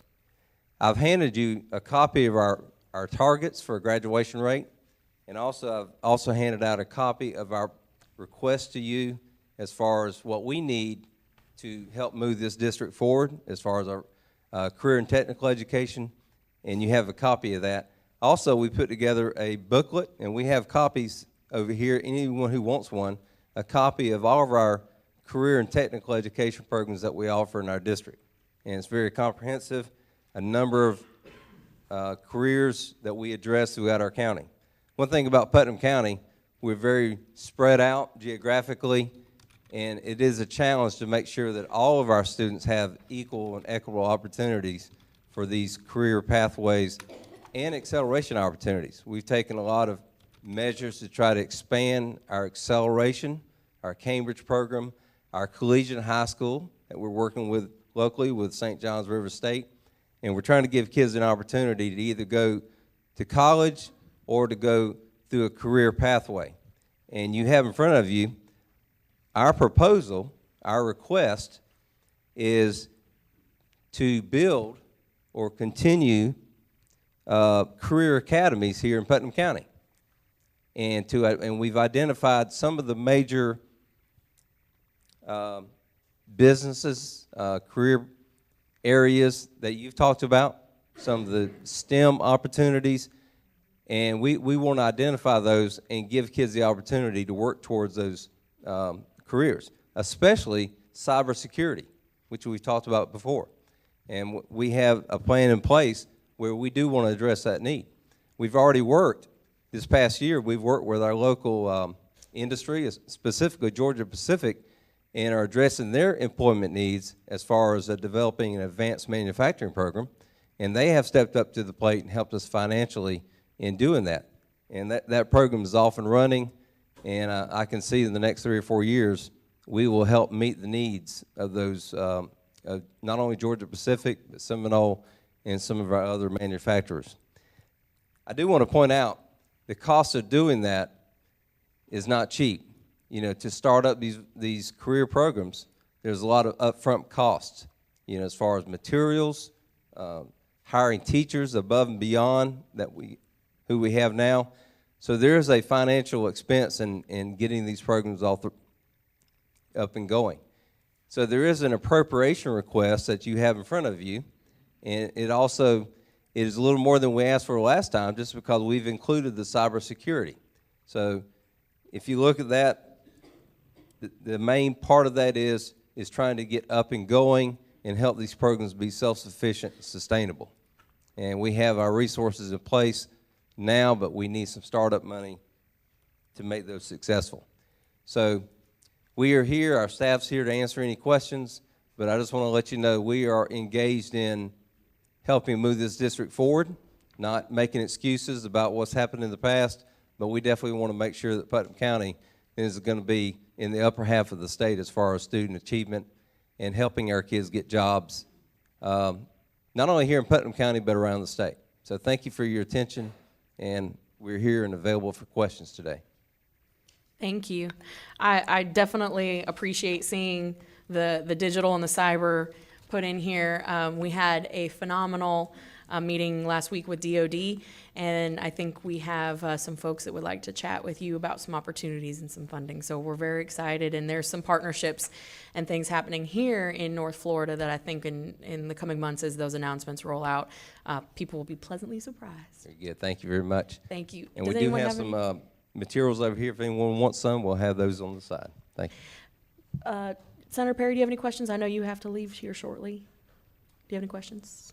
No, I'm just excited about working with you on some of the initiatives you have. I think they're important. Like I say, we got to be prepared for the future, and what does that look like? We got to look at the future first to understand what we have to do today for tomorrow. So I'm excited about looking for it. And I do have another appointment I've got to be at, so I'll be leaving. But thanks. Look forward to working with you. Thank you, Senator Perry. Thank you. Does anyone have any questions for Superintendent Cerency? It's an easy crowd today, sir. You're off the hook. Are there any elected officials? I know we have some appointed officials in the room. Are there any elected, Mr. Turner, would you like to say a few words? Commissioner Turner, my apologies. Kat, I again would like to just welcome you all to Putnam County and thank you so much for helping us. But in your 5-pillar program and your other clusters and things that you came up with to support that 5-pillar program, we don't have anything in there about Putnam County's Port Authority. Okay. I think that should be part of the infrastructure. I think we need to look at it hard. I think we need to come up with a modern plan for it and use that as part of the growth as we go through. It's been underutilized over the years, and I think that that's something that's probably fixing to change. And I think if we could include that in the plan to see what kind of grants we could get, what we could get to help us with the Port Authority. And then again, that may be part of, you said at 2020, you're going to try to wean us off the government, which I totally understand and get. But that would be something that would help us support ourselves after we're being weaned off all the help you're fixing to give us. So if we could please include that, I'd appreciate it. Yes, sir. But before you go, do we have any idea of how on the Port Authority, with the port that's existing, the dredging that we're going, do we have a number as far as the feet that we need to go down in order to make, we do? 20 feet? What is it currently? 10? Okay. Okay. I'm smiling because it took us 7 years to get a chief's report from the Army Corps for 3 feet for Jacksport. But 10 feet, we'll take it. We'll take that challenge. Okay. But we'll make it happen. I agree with you. Thank you. Thank you for bringing that Appreciate up. Are there any other elected officials in the room that I missed before we move into appointed? Ah! You're right in front of me. Thank you, Kat. Thank you for being here today. And Representative Payne, it's always a great pleasure to have you. And thank you for all that have put this meeting together. I come to you today as the elected clerk of the court, but in my capacity as chair of the Development Authority, Putnam County Development Authority. The Development Authority is a duly created authority by the Florida legislature for the main purpose of promoting industrial and business development in the county. We have fairly broad powers. We are mostly in the business of issuing revenue development bonds for industry or business that wants some assistance in coming to this county. We met last week, and one of the things we talked about is why I knew what the foot was at the Development Authority meeting was the potential for the Putnam County barge port and the efforts that are out there to improve that. And so in addition to that, we would also, as a Development Authority, would like to ask for some consideration of our airport, particularly in encroachment on the west side of the airport so that we don't get in the issue with glide paths and development that would inhibit the expansion of the runway. It currently is at 6,000 feet, should be probably 8,000 to 9,000 feet, because that then would allow planes with cargo to come in and out. So as we talk about the development of the port, we have great rail service, and if we can make sure that we enhance and protect the airport, and then with the outer beltway, you know, we've pretty much got all the four components of transportation coming to a hub right here, and we want to make sure that we recognize those assets that we have, and also how do we enhance them and protect them. One of the other things that we talked about last week, and Mr. Suggs and I were just talking about, you know, do we think there's a feeling of a beginning here? And from our view as the Development Authority, this feeling actually started about 1.5 years ago. And in that time frame, $1.6 billion of investment in this community has been announced, from solar farms to GP to Seminole to the hospital, and all of those activities can take advantage of the assets and ability that the Development Authority has to help in financing those projects. We also are interested in the housing component of that, because we could also assist in that. So those are my remarks as a Development Authority. But one of the things that you mentioned earlier was you wanted us to share our vision for Putnam County. And so as I looked around in this room, I saw people like Charlie Douglas and Benji Bates and some other folks that are of another generation than I am. And I'm so excited to see them, because I'm getting tired. And we need them to be helping us with this, because these actions and improvements that we're talking about don't happen overnight. They happen over generations. And so I think we're sitting at a point where we need to encourage the next generation to come and be part of that, because my vision for Putnam County is similar to what we have, but in an enhanced ability. So what does that mean? I go a lot to St. Johns County for different needs, and I have been envious of some of their growth over the past few years, but now I'm thinking they have ruined that county. If you try to go over there and do anything, you're in gridlock, you can't get in anywhere. It just seems it happened overnight. I don't want to see that for Putnam County, but what I do want to see is opportunities for Charlies and Benjis to be successful. I want to see a mercantile downtown. I want to see a men's clothes shop. I would like to see shopping, grocery shopping in facilities in East Palatka that serve down to San Mateo and further south. I don't necessarily want to see those huge housing developments. I like seeing farmland, because to me that's the essence of what we are in our community, and we ought to work hard to preserve that. I was speaking with the clerk of the court in Pinellas County, Mr. Ken Burks, yesterday. He said, "What are you doing?" I said, "Well, I just came back from the county line." He said, "What's the county line?" I said, "Well, it's a great little fruit stand." Went over there, fruit and vegetable stand, said, "Got fresh greens, fresh radishes." They brought in some new crop of oranges. We got cabbage growing. Potatoes will be coming on pretty soon. I said, all out of the field today. He said, "Well, I bet that's pretty neat." I said, "Well, what's really neat is when they pull the tractor up and it's still sitting on the back." I said, so those are the opportunities that I see for our community. So it's not only for the Charlies and the Benjis, but it's also for the Andersons, the Siennas, and the Mollys, and those are my grandkids. And I want them to be here. And my last story is, as clerk of the court, when Senator Perry talked about technology and robotics in the manufacturing industry, technology is in all of our jobs today. I serve as chair of the Technology Committee for the Florida Clerks Association. I've been that for 7 years, so I've been on the leading edge of technology and e-filing and digitizing court records and court access so that the public has access to court 24 hours a day, 7 days a week, 365 days a year. In the past, we would have an army of people walking up and down the hallways of the courthouse pushing carts with files on it. Out of the vault, into the courtroom, back to the desk, back to the vault. It just never ended. The door to the vault never opens anymore. We don't use paper. So my staff now, we don't lose them because we lost people pushing carts. We have people pushing bits and bytes through computer systems. And they have to be much more technically savvy now.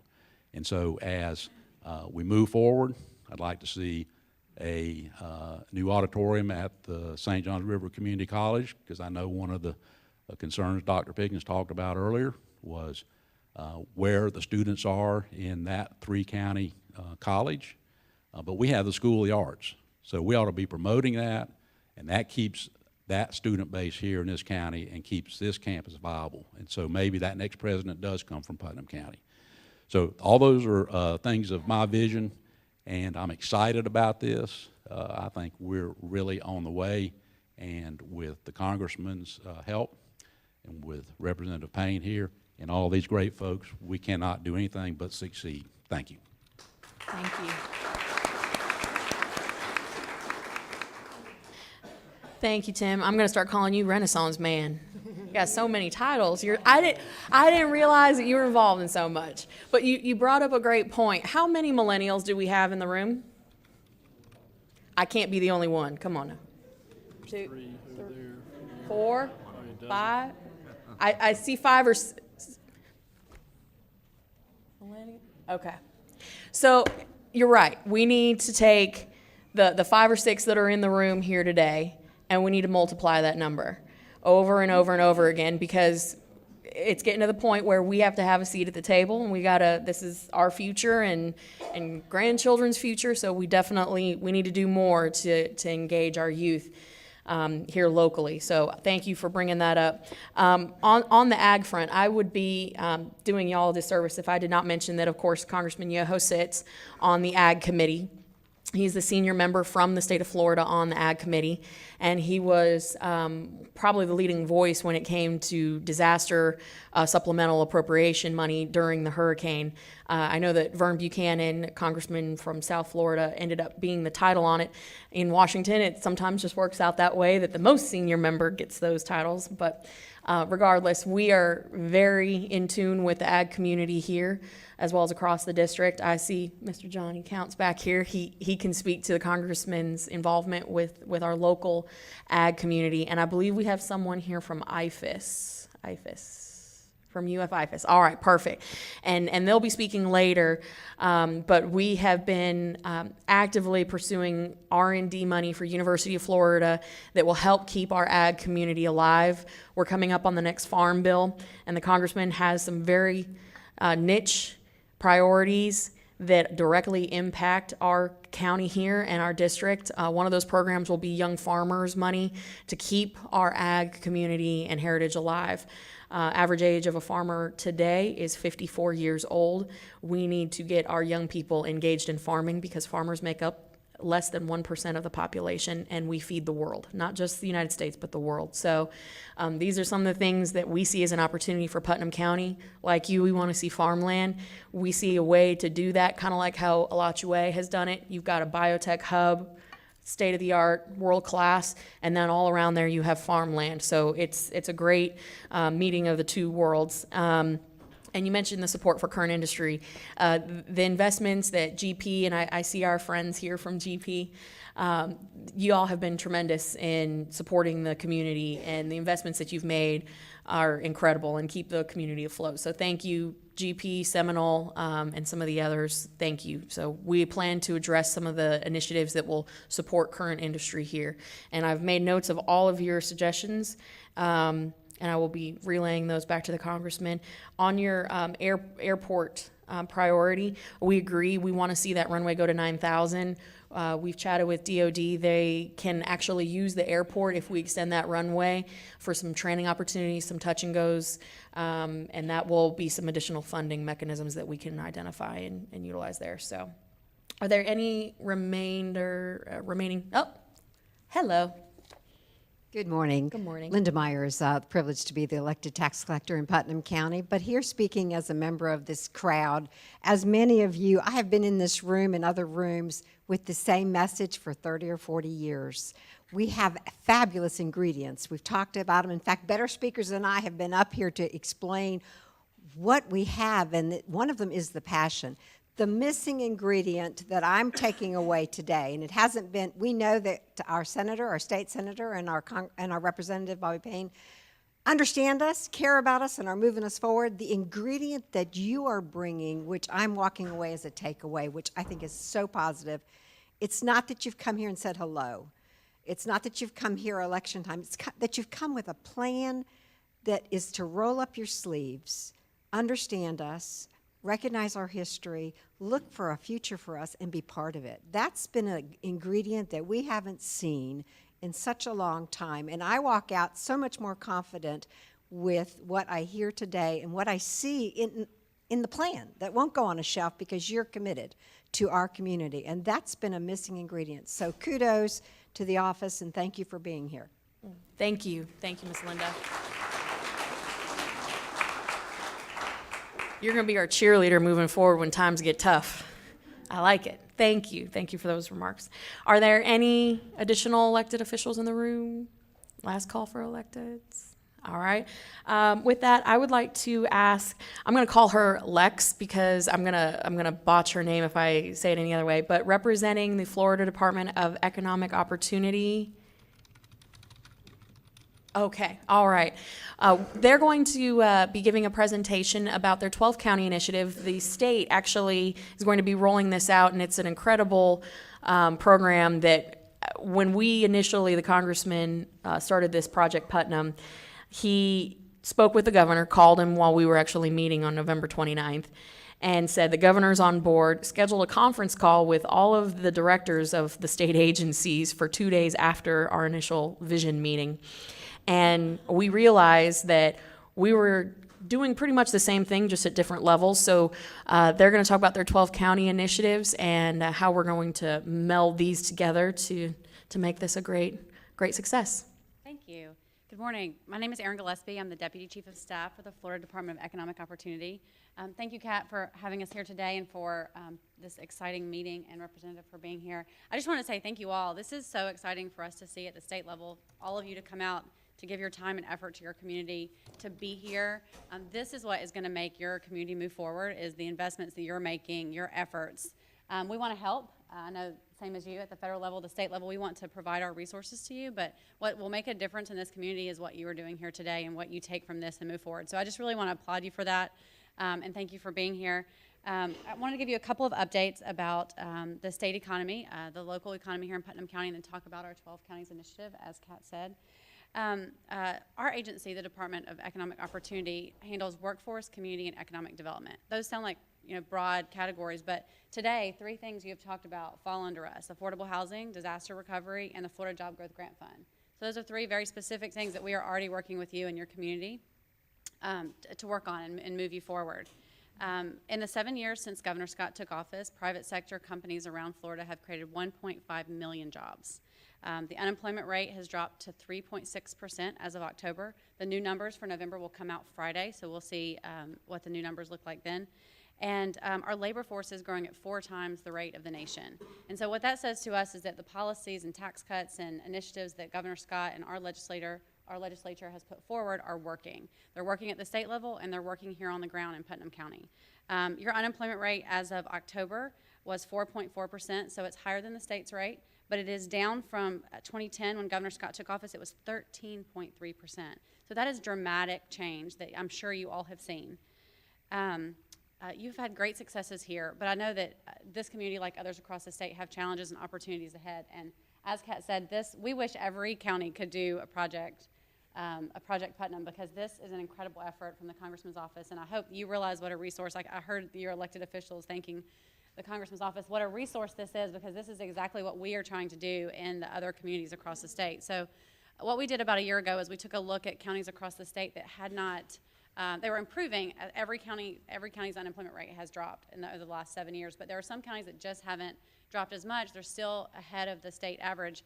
And so we have about 12 counties, and Putnam County is one of them, where we are trying to come and meet with you one-on-one to provide that technical assistance to see how the state can help. What are your challenges? What are your opportunities? Fortunately, Kat has done all the work for us for Putnam County, and I hope that y'all move this project forward. Exactly what we want to do is the slideshow earlier that showed each of the different categories where you want to move forward. And 3 years is a very aggressive time frame, so I'm really impressed with that, and we will be back to see what you do. But we just want to make sure that all of the resources that the state has are here. So if you have a challenge in education or healthcare or housing or economic development, that we can bring a team of people down to say, these are the resources available. Some counties just don't have the capacity to come to us and say, this is what we need. We want to be proactive and reach out to you and say, these are the resources the state has to offer. With what you have here on the ground, the resources of our federal government and the resources of the state, I think we can really work together to move the entire community forward. And again, I just want to say thank you for letting me come, and thank you for what you're doing. This is what's going to make a real difference in your community, and we appreciate all of your efforts. Thank you, Erin. Does anyone have any questions for Florida Department of Economic Opportunity? All right, perfect. You're off the hook. Thank you. Next, I don't know if she wants to speak. Is Rebecca Manning here? Oh.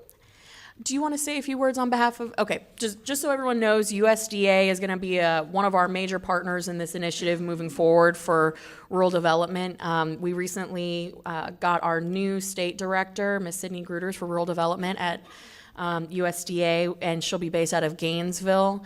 I know there are some current projects going on right now, but just so everyone knows, USDA is here. They're represented. If you have any questions, you can talk to Rebecca after the meeting. Is that okay? Perfect. Following, let me see. James with St. John's River Water Management. Perfect. Thank you, sir. Yes, ma'am. Good morning. My name is Jim Troiano, and I'm an intergovernmental coordinator for the St. John's River Water Management District. And today I'm here representing our governing board, as well as Dr. Ann Shortell, who sends her regards, as she couldn't be here today. Her best wishes to everyone here. However, she had another meeting to attend. She did ask me to speak today and to thank you, Kat, the congressman, our representative, our senator, and all the stakeholders here for allowing an opportunity to talk about something very important to us in our district, is our cost share programs. One of the things that we have at the district is an ability to give back to communities throughout our 18 counties, and it's called cost share. And through this effort, we have a competitive application process, one where our governing board will evaluate the applications that staff ranks and provide money back to communities. And these are very important for our 4 core missions, whether it's water supply, water quality, whether it's flood protection, or the management of our properties and the restoration of our natural systems. But specifically for Putnam County, there have been 10 programs since 2014 that we've been able to award. And that's big for us. That's about $7 million in construction costs for this county and to the municipalities. And it also allowed us to provide $6.2 million in funding back to these communities. And the important part for us is how it affects our environment. So if you just think for a second, 1.6 million gallons through these projects alone of alternative water supply, approximately 1.6 million gallons a day of new water, and about 1,700 pounds of nutrients being removed from our waterways. Folks, that's a big deal, and that's what our cost share programs do. It gives back, and we're very pleased to be able to do that. We also provide our agricultural cost share programs in helping our farmers, our agricultural communities. Our governing board recently awarded approximately $775,000 back to farmers and members of this community locally. one most recently, $246,000 to L&M Farms of East Palatka for helping them for a subterranean irrigation type system. So what I'd like to just talk briefly about is our 3 programs that we have to offer for infrastructure programs starting in January. We have our district-wide cost share, which will go throughout our 18 counties. All of the municipalities in our county are very aware of this process. They were very successful, Putnam County and the city of Palatka last year in awarding funding for them for important projects. Starts in January, ends in February. Our governing board will evaluate and make a decision in April, and that's up to $1.5 million in individual funding for projects throughout the district. As I mentioned, we have our agricultural cost share. We have 3 programs, one that goes district-wide, one that will specifically target our Tri-County agricultural area, which is Putnam, Flagler, and St. Johns counties, and then a small portion of Putnam County that will fit into our Silver Springs Basin agricultural best practices area. And our final one is our ready cost share and innovative costs. So of recently, on December the 12th, our governing board awarded the city of Palatka $500,000, as well as the town of Interlochen $500,000 for ready initiative funding. And so these are important programs that Dr. Shortell asked me to talk about to show that we're continuing to support these communities not only today, but into the future. And we're a major employer in this community. Many of our employees live and work here in Putnam County, and we're committed. Dr. Shortell is committed to this process, and we look forward to not only serving today, but into the future as how we can to see these potentials realized for Putnam County. We're here to assist, and I'm here to answer any questions if I can throughout the day. And again, thank you for this opportunity to talk about these very important programs, not only what we've done in the past, but what we're able to do in the future. Thank you. Thank you, Jim.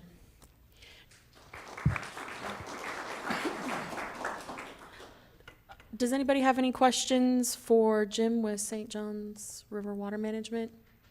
Representative, any questions? No, just a quick comment. Jim, thank you for being here. We've established a great relationship with Dr. Shortell and Water Management District, especially after the storms. We spent a lot of time with Water Management District touring the areas that had flooded areas, looking at some of the deeper canals and agricultural areas as far as what we need to do and come up with some resolutions. So thank you for being here. Thank Dr. Shortell for her hard work and the Water Management District work for us in Putnam County. Thank you. Certainly will. Thank you, Representative. Thank you. Next, Northeast Florida Regional Planning Council. There we go. There you are.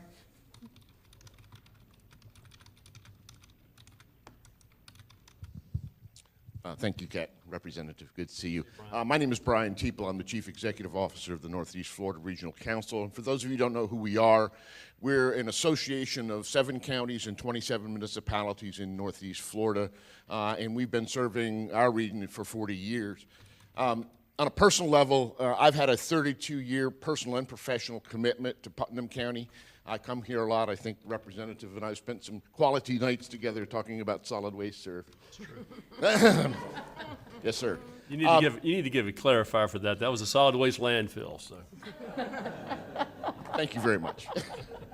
I just kind of want to talk about a couple initiatives that we have ongoing that I think fit very nicely to what the Congressman is doing with Putnam County. First of all, we are taking a look at our regional economic development strategy, partially funded by our friends at the Economic Development Administration, and that is Innovate Northeast Florida 2.0.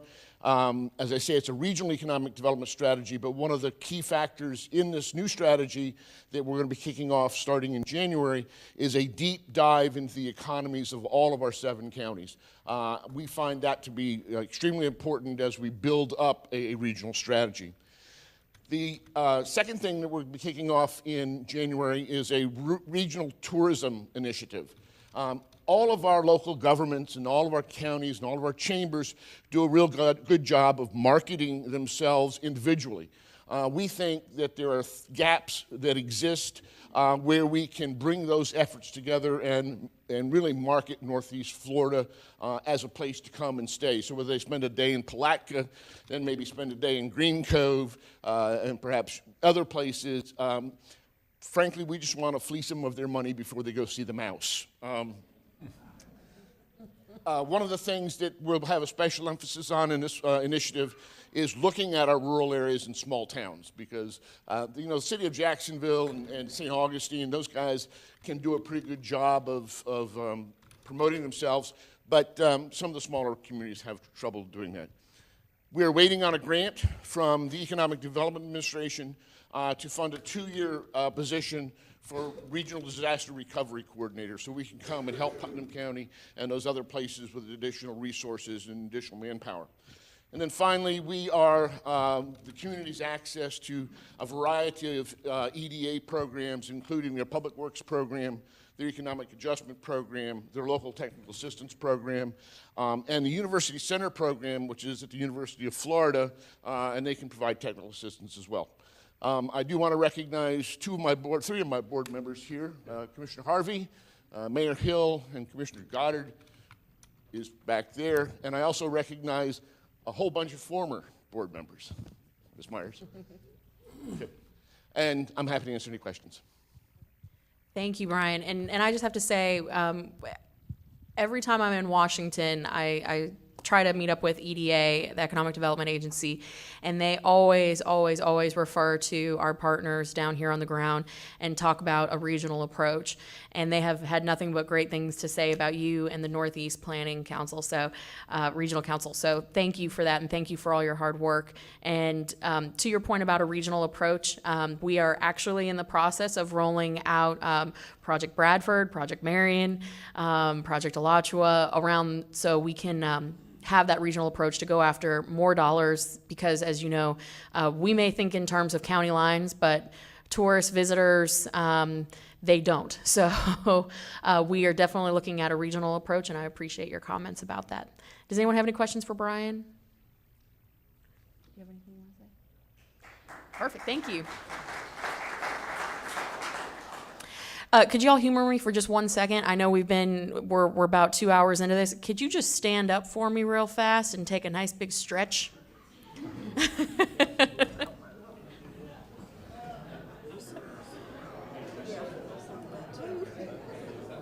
I don't think we would.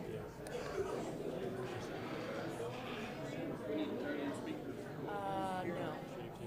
Anybody turn anything in? Okay.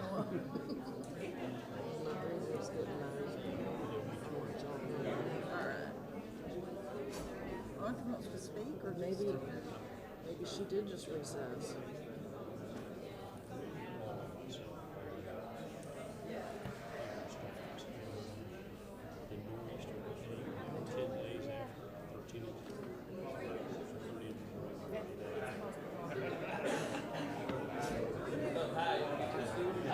All right. So when you guys are here,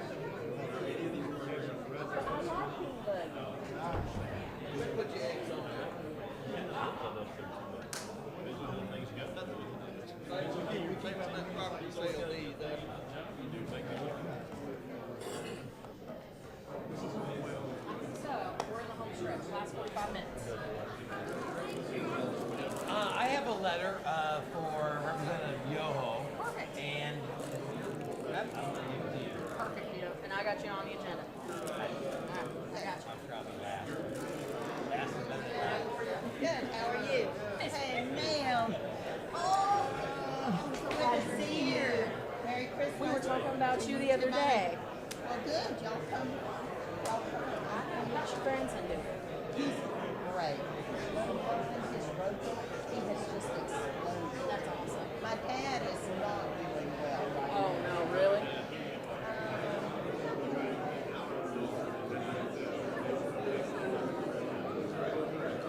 No, I would say maybe move this up there so that people can sign it in the back. Okay.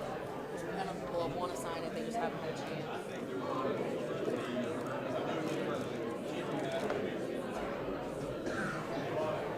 Well, when they're talking about they're doing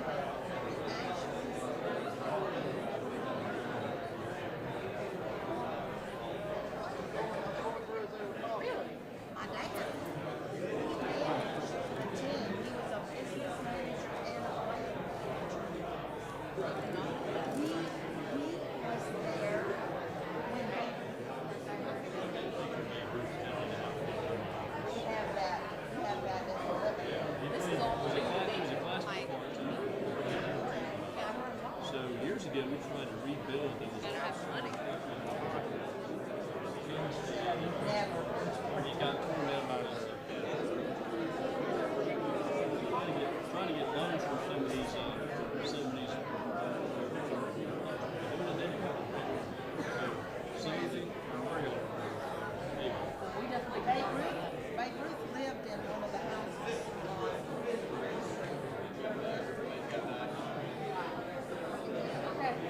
opportunity there.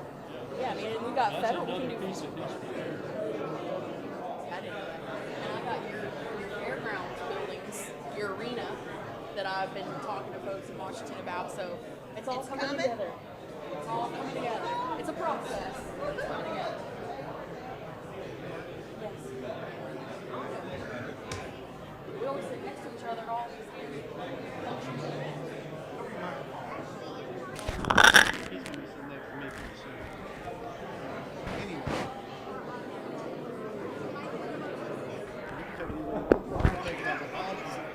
I'm taking it as a positive.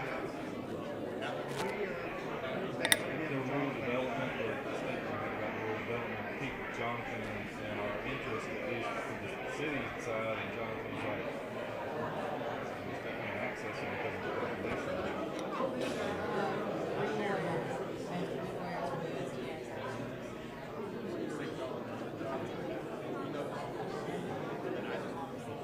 This week should roll out in January. That's how we do it. Yeah, I'm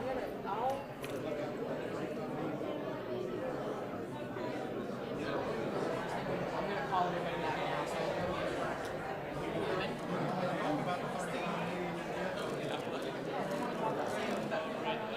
And then talk about.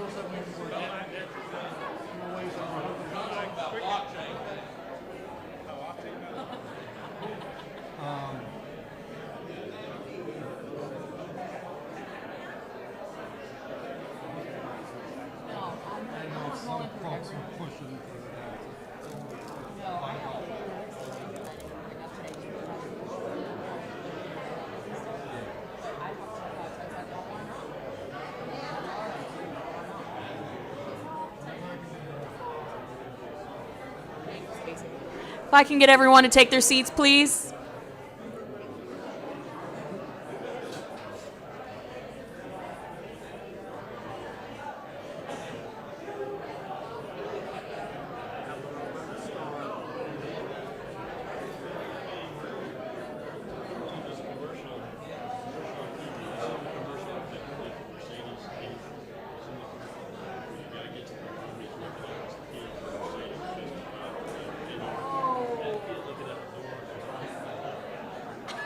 Look at it next time. No.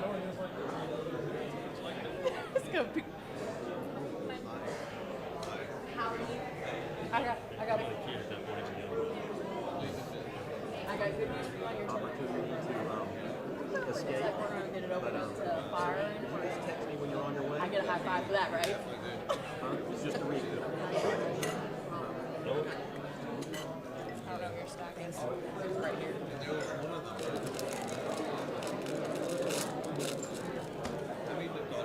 We need to. Okay.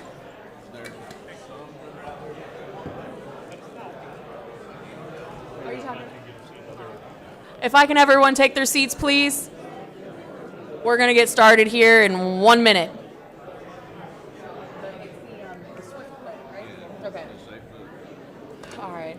Yeah, we need to talk about that, and I need to circle back. The DLA is getting me language that will open up 1033 plus. I got them set up where we're going to be doing a title transfer, and they will talk formula so that people can actually start getting equity in the equipment. Makes sense. Why wouldn't we do it any other way? Go get her, she'll figure it out.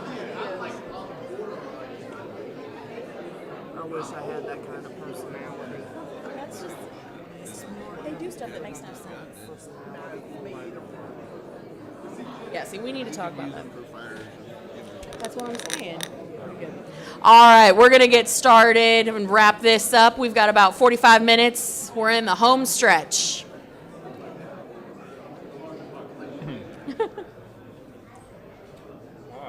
Oh, I should gavel. There you go. I've always wanted to do that. I'm getting the look from the commissioners that I'm not allowed to do that, but that's okay. Bobby told me to do it.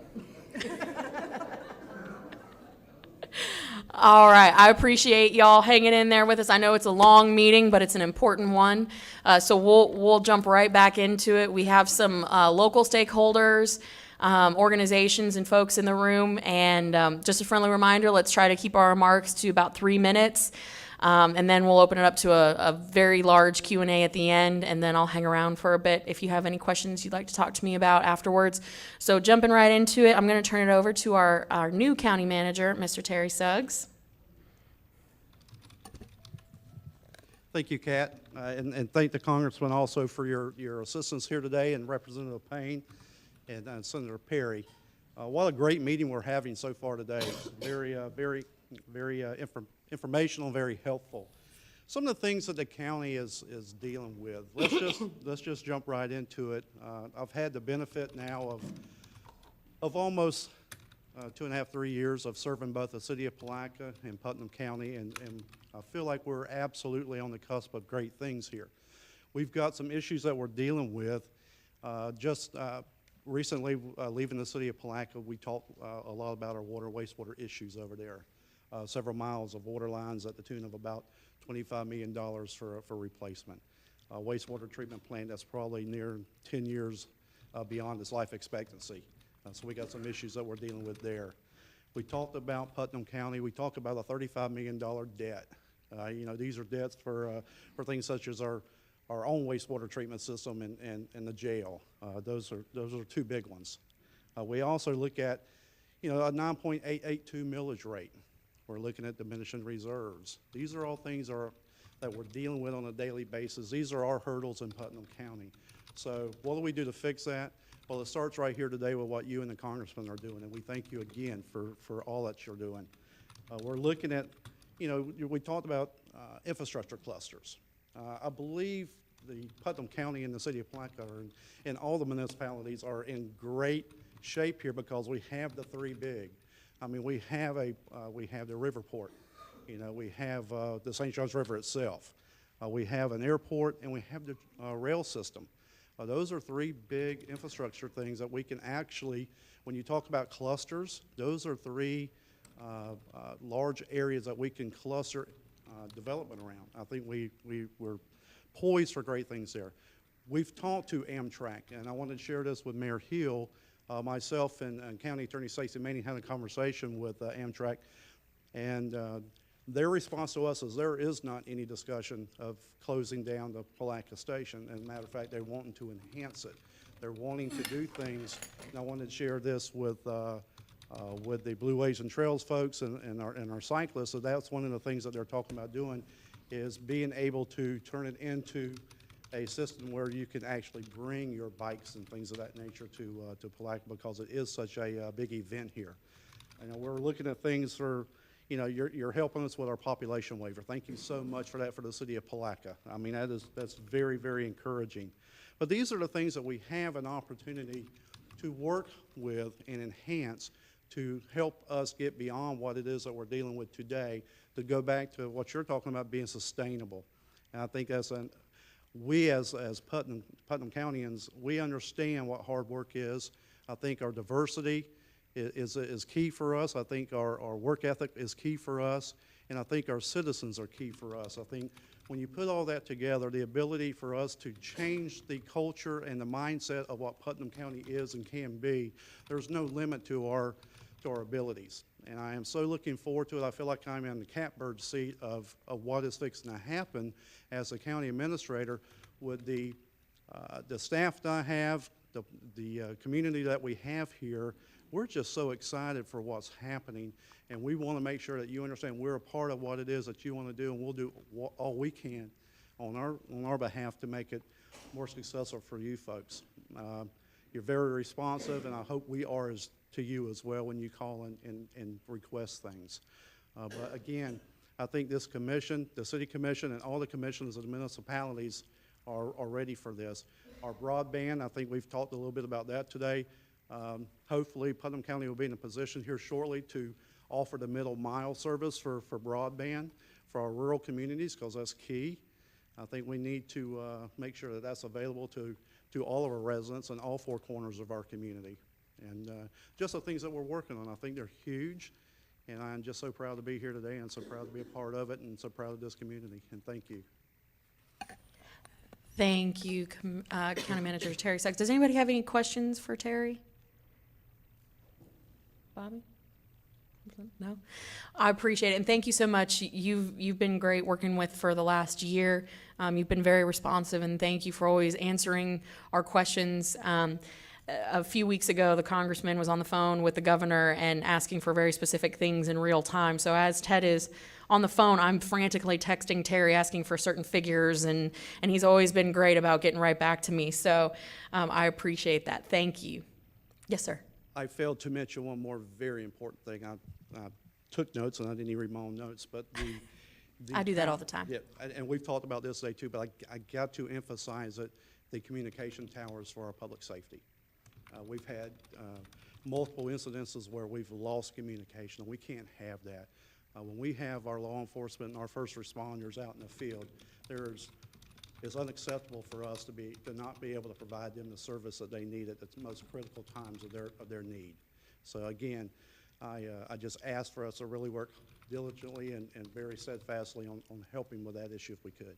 Absolutely, Thank you. absolutely. Thank you. And again, I think we ballparked that at about $15 million for the entire project. It is on our radar. We're chatting with our federal partners as well as the state on that particular project. One of the other projects that we had spoken about previously was the equipment, the broadband equipment that is currently on cell towers that does not belong to Putnam County. We are in the process of working with USDA. It was a federal grant to get that equipment. We're working with them to get a title transfer to the county. We've got a team of lawyers in Washington on that right now, and they have been for the last couple weeks. So we got some things in the hopper that we're working on, and thank you for bringing all that up, and more to come. All right. Friendly reminder, we've moved our giant poster, Project Putnam poster, to the back of the room. So if you have to step out, please take a moment to sign that. That will be going in the congressman's office. So write nice things, please. Or just sign it. No stick figures. I would appreciate your help with that. Do we have Azalea Health here today? We do. Perfect. Jim, thank you so much. You've been so great working with us, especially during the hurricane. You were I think y'all really clutch helped player. us during the hurricane, and I should definitely thank you, because once you got Congressman Yoho involved and your staff especially to get our Crescent City Center back open, we really appreciated that. Absolutely. Because people in Crescent City know what a disaster it was down there on the road, so, and with the power infrastructure. And Kat, we do appreciate Congressman Yoho's having met with us a couple of times. And I did want to take a minute to say a few things about Azalea and let people know what we do. Somebody think we're, so I can do that, I'd like to comment that I've known Bobby was going to be a leader since kindergarten, and certainly first grade. And generationally, I think those comments are appropriate. You do see the leadership transitioning. Mr. Martinez was one of the first people I worked with when I got an accounting job, so it was great to see these people. But, and I was going to thank Tim Smith for my jury summons. I appreciate that very much. That, by the way, is in addition to the one my daughter got. But I work for a company called Azalea Health. We're a federally qualified health center. What that means is we get some money, direct federal funding from the federal government. We were started in Putnam County in 1977. Since that time, we've grown to have 11 medical centers and 3 dental centers. We operate 8 pharmacies, with the 9th open in January. But the important part of that is we're a Putnam County-based organization. We provide a lot of services directly to Putnam County because we grew up here. Our admin function is here. And, you know, what does that mean? We have about 34 physicians that work for us. But with those physicians and dentists and pharmacists, there are 300 employees. Of those 300 employees, 154 work in Putnam County. And that growth rate since I've started is 272%. So we've been growing as the country ages, as healthcare becomes a, you know, central part. Oops, excuse me. Is this what I need? I'm already nervous. But the healthcare needs to be a part of our plan for county, because when people look at where they're moving, they think about the schools, the infrastructure. They also think about doctors, especially if they're retirees. They want to come to the counties with quality health care. Azalea's been integrated into the healthcare community for almost 40 years, but we also see a need to bring specialists to support our local hospital and the entire medical community infrastructure. You know, and we're proud to be a part of that. A lot of doctors got their first introduction to Putnam County when they worked for us, and a lot of them stayed in the county, and we're proud of that too. You know, what does that mean?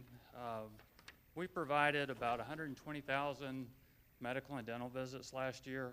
Almost half of those were in Putnam County. So we're a big part of the healthcare community, and you know, we just want to continue to be engaged, to be a part of the solution. And I took down a couple of notes about things that I think are important. Certainly housing.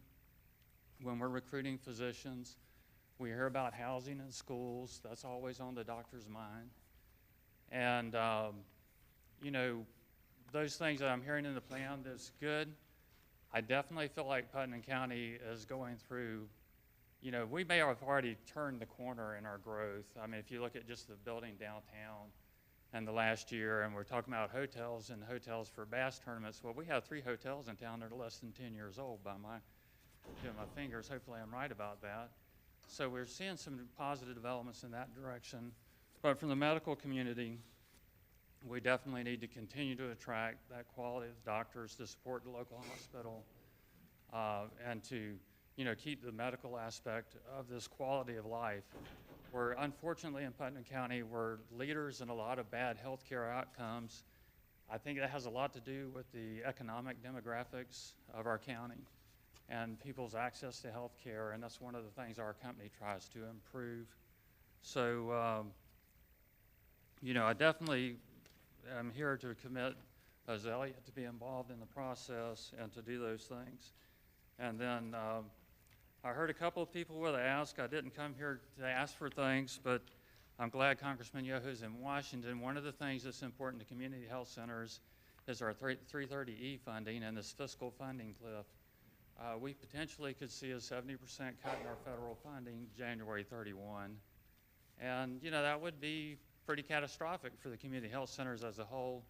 That certainly would cause, you know, great concern to us if our budget was cut that much. And our budget is 23% federally funded. That doesn't sound like a lot, but it's millions of dollars, and a huge portion of them are spent in Putnam County. So, you know, I will leave with that ask that we would have that funding. I'm excited about what I'm hearing about what we're doing with the county. I think this building here is an example of the vision the county has to take something that was in decline and turn it into something nice. And since I live right down the street, I appreciate the improvement to the neighborhood. And, you know, I just wish y'all well. And again, Tim, thanks for that jury summons. Hey, Jim, real fast before you go, I had 2 questions for you. Are y'all a choice, under the choice, are you choice eligible for VA, for veterans to come to you if, under the choice program? No. You know, what I see a lot of times is veterans come to us for convenience things, but they're still going to go to the VA for other items, you know, more intensive health care. Okay. And that's just my personal, from people I know are veterans that I see pop in for certain things, and that they still go to the VA for other services. But you do, have you had anyone submit vouchers or reimbursements under choice? I haven't. I wouldn't necessarily know that. I'm a little removed from the actual bill collecting. But, you know, we definitely serve veterans, and we keep track of that. But I will verify that we're considered a participant in that program. Perfect. If you could check on that for me. And then the second thing that you mentioned, the health outcomes and how we're basically #1 on all the bad lists that you don't want to be on. This is definitely outside my wheelhouse. I wouldn't even pretend to know where to start as a congressional staffer about suggesting outcomes or benchmarks, goals that we could hit in terms of health outcomes for the county. So I will defer to you and our team of professionals here in the county as to what you all would see or prefer to see as far as health outcomes countywide. If you Yes, could I'd certainly brainstorm like to speak some. to the county and the healthcare industry. There's been a push to move toward quality outcomes. Mhm. Something generically we call HEDIS measures, which is an abbreviation. I really don't know what it stands for, but what it means to us is we look at how our patients do. Is their diabetes controlled? Is their blood pressure controlled? Everybody who pays us measures those outcomes. And of course, we live with a difficult population because there's lots of challenges. But we work hard, have spent literally millions of dollars to have the ability to track these healthcare outcomes. And by that I mean generically, it's not down to the person, but we need to know how many patients we have with high blood pressure and how many of them are controlled, how many people with diabetes are maintaining their treatment plan, do they have access to insulin and those types of things. So yes, the healthcare community, we're already pushing that as an initiative. What we want to do is get Putnam County out of that top bracket, and if we can move toward the average, that would be great. Well, we would love to incorporate some of those initiatives that you have as the healthcare community into this project. Perfect, thank you. Does anyone have any questions for Jim? All right, thank you, Jim, appreciate it. I know we've already touched a little bit on schools, but we do have a representative from STEM to Hub. Perfect. Thank you. If you'll bear with me just a second, I do have a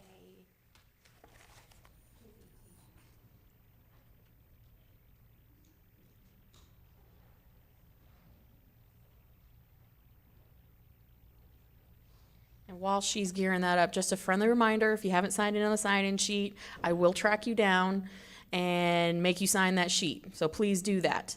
Also sign the board. We have donuts and coffee outside. Hannah ran to the store this morning for those, so please eat them. Otherwise, we are going to have an incredible amount of donuts and orange juice in our office, and we don't want that to go bad. So please eat and drink that if you don't mind. Bobby, you have any comments? I just while would waiting? like everybody to sign that poster that's going back to Congressman Yoho to show our level of support and commitment he's given us. Please do that before you leave. That means a lot to folks that are in office to be able to portray that. So thank you for that. Thank you. and I feel so terrible with my back to both of you. Don't feel bad. You're all Otherwise right. I'll forget what I'm talking about. You're all right. So my name is Kathleen Schofield. I'm with the Northeast Florida Regional STEM 2 Hub. And you'll notice we do have a 2 there. That's because the M is squared. And the second M is medicine. Many times when you think of the acronym STEM, you just think science, technology, engineering, and mathematics. So part of our initiatives recognize that the medical field is a critical area where we need to develop that talent pipeline. So, like many of our speakers have said, that regional approach is very powerful. And because of that approach, we've been able to bring some bigger resources here to Putnam County that we might not otherwise have had access to. You can see by the diagram, our region consists of the 7 counties that are defined by the Economic Development Council, and Putnam is right in the heart of our work. We were formed in 2015, so we're fairly new, by Gary Chartrand and some folks in Jacksonville who recognized that education needed to really look at what's going on in the 21st century needs and how the jobs of the future will be changing. So while we're working on talent development and bringing the best possible opportunities for our kids, we're thinking with economic development and filling that pipeline for economic development here with that in mind. And our mission is we look to find the gaps and find the things that are missing so that we can build engaging programs to help give kids the opportunities to see what is out there, guiding them towards STEM 2 careers. How we do that is through our board of directors and our partners. And our board of directors consists of 14 of, I call them the people who sit on top floor of the big buildings in Jacksonville, along with our superintendents and college presidents that serve our 7-county region. We also have national partners. We have Microsoft Teals, Code.org, the STEM Funders Network, and that hooks us up with best practices that are going around in big and small communities around the country. So we've been able to tap into that work, and we've been able to bring many of those resources local, right back here to Putnam County. When we think about the work that's going on and all of the things that people talked about today, our senator talking about early childhood education, all the way up through the apprenticeships and internships that are needed for kids, I just think about how crazy it is what that world might look like due to robotics and advanced technology. So we focus on reaching in and figuring out how can we work within the framework while we're bringing all of these innovations into our schools and classrooms with that focus on workforce development. We know automation and robotics are changing the world we live in, but we also see to get kids ready for that world, we've got some critical gaps. Mathematics, our results for children in mathematics is just not where we need it to be. And if our kids haven't passed the algebra end of course exam, by the time they're in 9th grade, we've just about slammed the door in their face to so many jobs. So one of the things we're working on deeply is helping to provide a program that will help our teachers know deep content, how to close those gaps in children. And through Project Putnam, I'm hoping we'll be able to address math in our school district here. Computer science and literacy, coding, robotics, 21st century skills, these innovative programs are already being addressed here in Putnam County.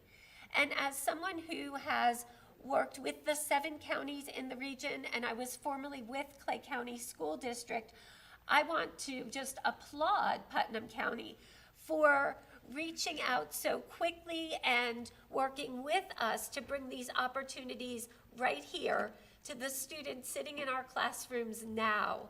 And Putnam is, I found this little clip on Just Do It. We're looking at how these things align and taking action now. Things are happening in our schools. Due to that national network that I mentioned, Dr. Coleman, representing Putnam County, went to a national community of practice meeting. And she learned there about something called the Bicycle Club. And you're thinking, oh great, we're gonna go ride bikes after school. Well, we are. But before we do that, we're gonna study math and physics by taking apart a bicycle, studying the gear ratios, studying the math, forces and motion, all of which align with our curriculum. Kids build this bike and then they get to go ahead out and ride the trails to rails as a matter of fact. And the children also then get to keep that bicycle. So there's a real investment for them. We've developed something called the Web Crew, which teaches kids the 3 main building blocks of the web, things that are so critically important for cybersecurity, web design, 3D animation, and so on. And when STEM 2 Hub developed that in cooperation with some Jacksonville business folks, guess where we piloted that program? The first place to have that is QI Roberts High School. And so we're just thrilled with that. Putnam County will be sending 2 schoolfuls of children up to our STEM Vendors Conference, where they're going to get exposure to advanced manufacturing through 3D printing, coding, and robotics. And they're going to spend a great day doing that. Robotics clubs, there was 1. And now, through Putnam County's aggressive seeking out of some funding, they've been able to start robotics in many more schools at the elementary levels and the junior high levels. Additionally, through our regional partnership with Code.org, who's a nonprofit interested in every child having these opportunities, we've been able to start teachers here teaching advanced placement computer science in our high schools. And we've met with all of the high school principals. They've got aggressive expansion plans to have more children exposed to that curriculum and the job opportunities that it brings.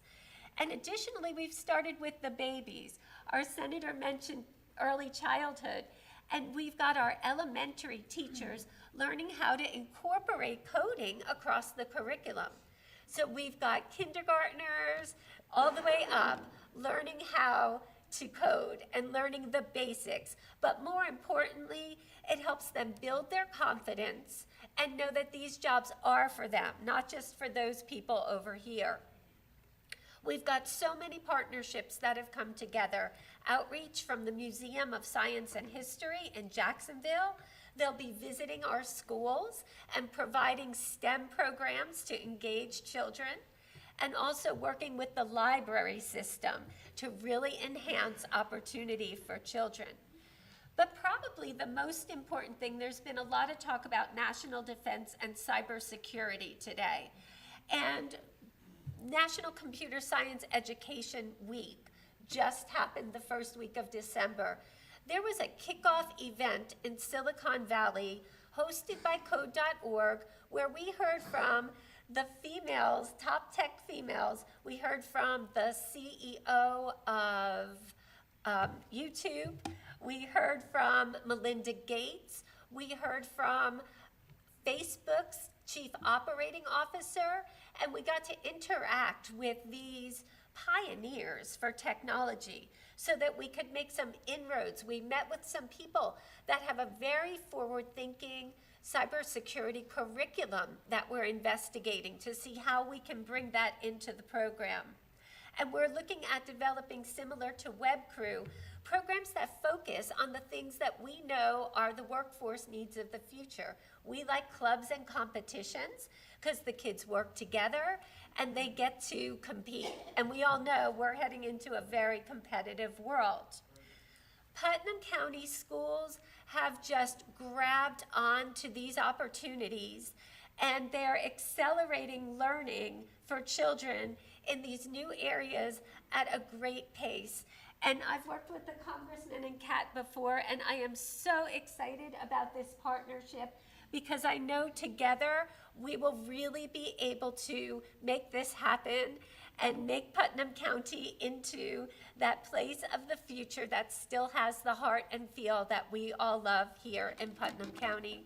So my contact information is here, and I did sign the sign-in sheet. So I'm just excited to have been asked to be here and thrilled to get to help make this happen here in Putnam County. Perfect, thank you. Does anyone have any questions? No? Bobby? No? Thank you. We're really excited about that. Congressman Yoho, he has been an active participant in the Congressional App Challenge, and this year during Computer Science Week, we selected our App Challenge winner, and we did not get a single entry from Putnam County, so we're going to change that. We want to see a ton of kids developing apps out of Putnam County because it is an incredible opportunity, and it's just more resources that we can give to the kids. So moving on, do we have a representative from the Palmer Group? All right.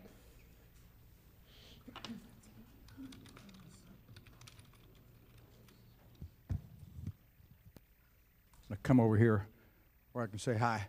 I'm Charlie Palmer with the Palmer Group, based out of Orlando. We're an 18-year-old development company, family-owned. One of the things that I was really interested in your PowerPoint is your opening line on there was Putnam County, the best place to call home. We're a developer. We certainly agree with that. And one of the things that we find over the last almost a year, interesting at the same time frame, you've been here kind of digging in hard. We've been looking real hard at the county. We looked hard initially at all the statistics like you did, and the county statistics say there's nothing to do here. But when you get on the street, you find it's a completely different answer. The Chamber of Commerce, we talked about building some apartments, some market rate apartments here. You'll probably have them all filled up before you complete the project. Talked to one of the competitive apartments, a tax credit deal, low-income housing across the street, and he said, how many are you going to build? And I said, oh, about 100, 200. And he said, no, you need 500 of market rate. This is not affordable housing. I was on the governor's Lawton Childs Housing Study Commission in the 1980s. We helped create the Sadowski Act. I was active and a younger man then. And affordable housing is very difficult to do. It's mind surgery. The actual housing ends up costing twice as much as market rate housing. You get it affordable because you put fancy financing on it. But the programs require you going through a lot of governmental tough stuff to do, and it's really difficult, and so we don't have any interest in it.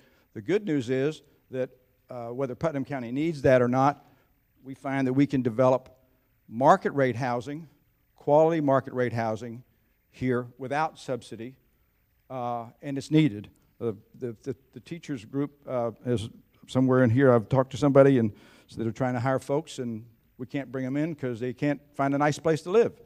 Well, the last market rate apartment property built in this county was 31 years ago. That's market rate. Now, there's some other tax credit, some senior housing, et cetera, but it's here to be done. Putnam doesn't have a beach. It doesn't have a military base. It doesn't have a Disney attraction.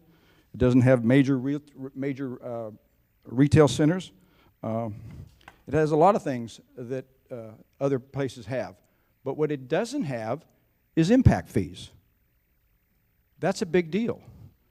So when we look at this county from the outside and we see the surrounding counties with the average price of homes being in the $200,000 to $500,000 range, and the statistic from the Realtors Association in October was the Putnam County's average sales price was $74,250. Most of that is because there's not a supply of market rate housing here. So there's no statistics to say to do it, yet on the street we see the demand. So how do we get that done? So we have talked to the commissioners, we've talked to the city, we're trying to get it going, and it is difficult. The county is not used to, I don't mean this badly, and the city is not used to much development. So the process is a difficult process to go through. It takes months. And we have to go raise capital. So I go to New York and they say, well, first of all, where's Putnam County? You know, that's a difficult bridge to get across to raise capital to do those kind of things. But once we get them started, and we've now attracted a group of developers, a group working with us with over 300 man-years of experience in development. So the reason for going through all of this is to hopefully remind you that it takes the private sector. All the day has been full of public folks agreeing to work together and work hard, and it ought to be, and thank you very much for this. I've been through several of them over years. This is one of the best, and I compliment you guys for doing it. But don't forget the private sector, the taxpayers, the folks who pay for all this. So our encouragement is to help your elected officials work together with any private developer, any development company that can come to town and get something going. So encourage them to work together with the private sector. I think you made not a mistake, but I would suggest something, and that is that housing should be on the recovery side of the deal. It should be now, because housing can happen right now. Folks can go out and take permits, they can go build, they can raise capital, they can start economic activity going. So think about housing as a solution for the county, not a problem. It's not that kind of a problem. So kind of remind you of this. A plan without execution is an illusion. So help the private sector dig in. Mr. Bates, you know what I'm talking about. It takes a lot of work to put deals together. So encourage us all to work with the public and private sector together so we can make this county exactly what you are talking about. Thanks for the opportunity.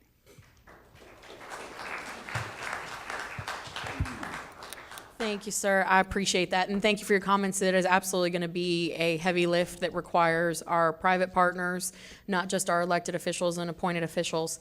So thank you for that. And I look forward to chatting with you about how we can keep moving forward. I definitely do hear you on the housing side. I think I mentioned it earlier. Housing has been listed under the growth pillar, but there will be components of it definitely in the stability, because I agree, it's such a critical need right now. We need to make sure that we address it now. So thank you for that. We're going to be moving into our open forum portion. I'm going to ask very politely to please stay in your 3-minute remark phase, just because I know everyone has things to do and I want to be sensitive to everyone's time. So is Ivan with CMA Behavioral Health here? Okay.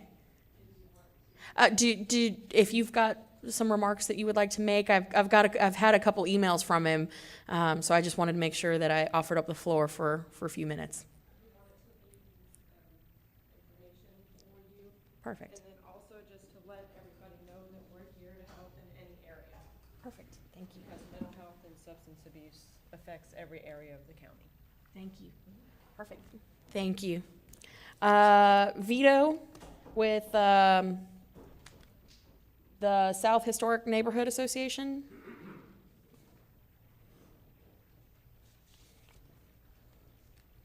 Thank you for letting me speak. I first want to say that I think you're a fine representative, Ted Yoho. Thank you. Let me begin by, I share Mayor Hill's belief that in order to change the condition of our community, we have to change its culture. And I'm the president of the South Historic Neighborhood Association, and we believe that in order to address the socioeconomic crisis, we need leaders with vision. The SHNA, the South Historic Neighborhood Association, wants to contribute to the community's revitalization, and we want to do this by transforming the most beautiful building in Putnam County, the Campbell Building, the historic school building on the south side. We want to transform that into a cultural arts center with community outreach programs. These outreach programs are after-school programs for our kids, as well as programs for adults and for our seniors. The Campbell Building is really a gift from heaven for this community. It gives us an incredible opportunity to establish one of the fundamental building blocks of revitalization for this community. Because communities throughout the entire country, large and small, have turned to the arts as a means of establishing an economic driver and to contribute to their revitalization. So SHNA's vision for the Campbell Building as a cultural arts center will generate revenue streams that not only pay for the upkeep and maintenance of the buildings, but will fund all the community programs. All these community programs for all of our citizens will be free.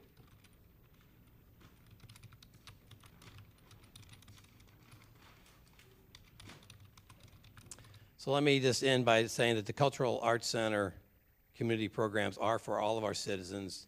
It will have an immense cultural and economic impact, and it will contribute to moving Putnam County forward. Perfect. Thank you, Vita. And I have a letter here from you that I will hand deliver to the congressman. And it was mentioned in our previous meeting on November 29th about the need to include some fine arts programs with Project Putnam. We have made note of it. It will be incorporated, and it is on our radar. So thank you for that. Up next, Mr. David Dinkins from UF. Go Gators. Appreciate the opportunity to be here, and I want to thank Congressman Yoho and Representative Payne. They are tremendous supporters of agriculture. I've been in agriculture all my life, grew up in St. Augustine, hung out in Hastings when it was really a real town. Now it's St. Johns County's taking it over, but we're looking for good things. Specifically, I came here to talk about a food innovation center for Putnam County, and I'm going to come back to that. But first, I'd like to comment on a few things that have been said today. Kat, you mentioned that the stability pillar is the most critical of all the pillars. I just wanted to point out that agriculture is your most stabilizing industry that any county can have, whether it be Putnam County or a county that's rapidly urbanizing like St. Johns County. We saw after the 9/11 terrorist attack and after construction crashed, that agriculture still kept communities strong. So that's a base and a foundation that every county needs to support. So I appreciate that. We talked about tourism. There's an effort right now, the rails and trails are going on. There's going to be a celebration, I think somewhere around August. That will celebrate the opening of the rails to trails with an agritourism corridor between Hastings and Pulaski. Like you mentioned that. The reason agriculture is so stabilizing, as you also mentioned, targeted industry. Agriculture needs to be a targeted industry because what it does, it buys products locally. It buys tractors, it buys supplies, chemicals, that type of thing. But where do they sell most of the products? Yeah, a few things are sold at county line, but most of them go outside the state or even outside the country. So agriculture brings what we call new money into the community. So we're just not doing each other's laundry. In the laundry business, no disrespect. But that's a pretty good pick, and there's not so many people in laundry usually in meetings. So anyway, wanted to mention that. The millennials, the good news is we have a lot of millennials that are in farming, 20-somethings and 30-somethings. I'm glad to hear about the Young Farmer Initiative, and those folks are passionate and want to stay involved. One other thing I wanted to mention before I go back to the Food Innovation Center, and I appreciate the 3-minute deal, so I'm going to, country boys will talk fast all of a sudden. The cost share is very important that the water management's providing. In the Tri-County area, there's actually been about $10 million put into this area in the last 6 or 7 years. Over 1 billion gallons of water are saved annually now because of that. They mentioned the tile irrigation system. That is saving 30 to 50% water. It's greatly reduced the nitrogen and the phosphorus. But from an economic development, that tile system allows the farmers to take out their water furrows, okay, because the water's going down into the tile, and they gain 12% more land. So that's a 12% yield increase. And just from a taxpayer standpoint, for a utility to save water, it's going to cost them anywhere from 10 to 30 cents a gallon. For these ag projects, it costs 1 cent a gallon in just the first year, and these systems are good for 15 years. So it's 15 cents of a gallon. So statewide, it's going to save hundreds of millions of dollars if we continue to support agriculture that way. The Food Innovation Center, it is part of the Northeast Florida Regional Council Comprehensive Economic Development Strategy. There's over 30 projects in that development strategy.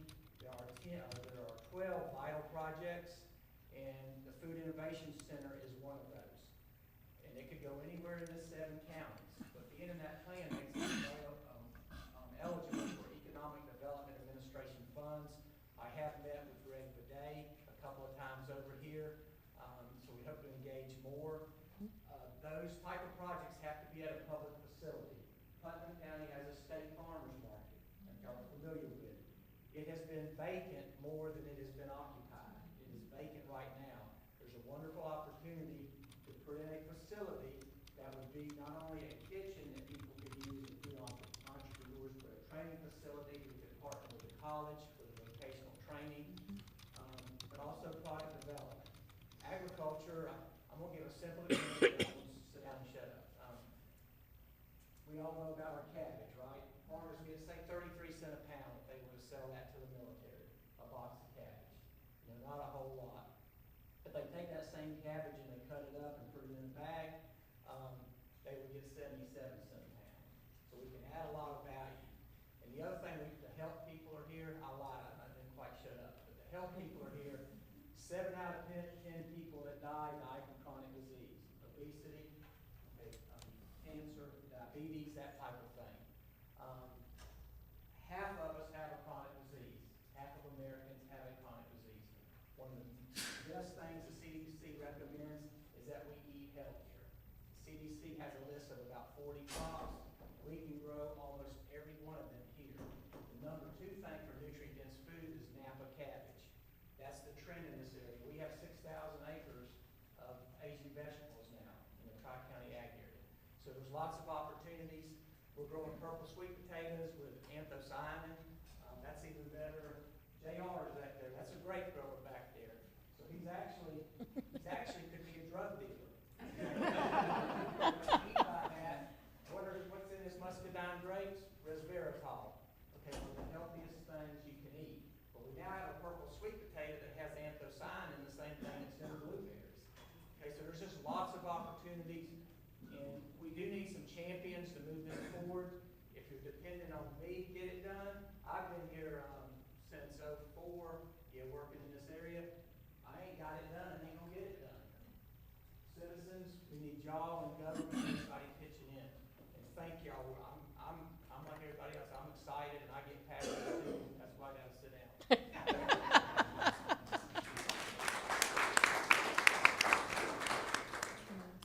Yeah, just a couple of comments. David, thank you. I didn't see you back there. Thank you so much. I appreciate it. You know, I've spent a lot of time the last 2 months with the agricultural community, and have talked about the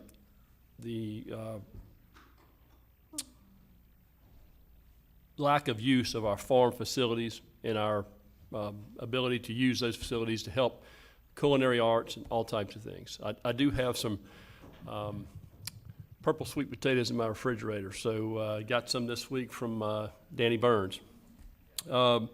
My stepson happens to be in agriculture. I think you know Chance, in food products and animals, cows and calves, and so we spent a lot of time talking about that, knowing that the Young Farmers and Ranchers program is an essential program for us in rural communities. That's something we want to keep moving. I was disappointed this year that the legislature didn't fund the 4-H programs like we should have. That's of critical importance to us. Water management, doing cost share programs, and farmers understanding, and folks don't understand that farmers and ranchers understand best management practices. That's their property. They're going to preserve their property for the heritage of their children for years to come. So thank you for mentioning that. Spoke with Larry Corn recently at L&M Farms about the tile program.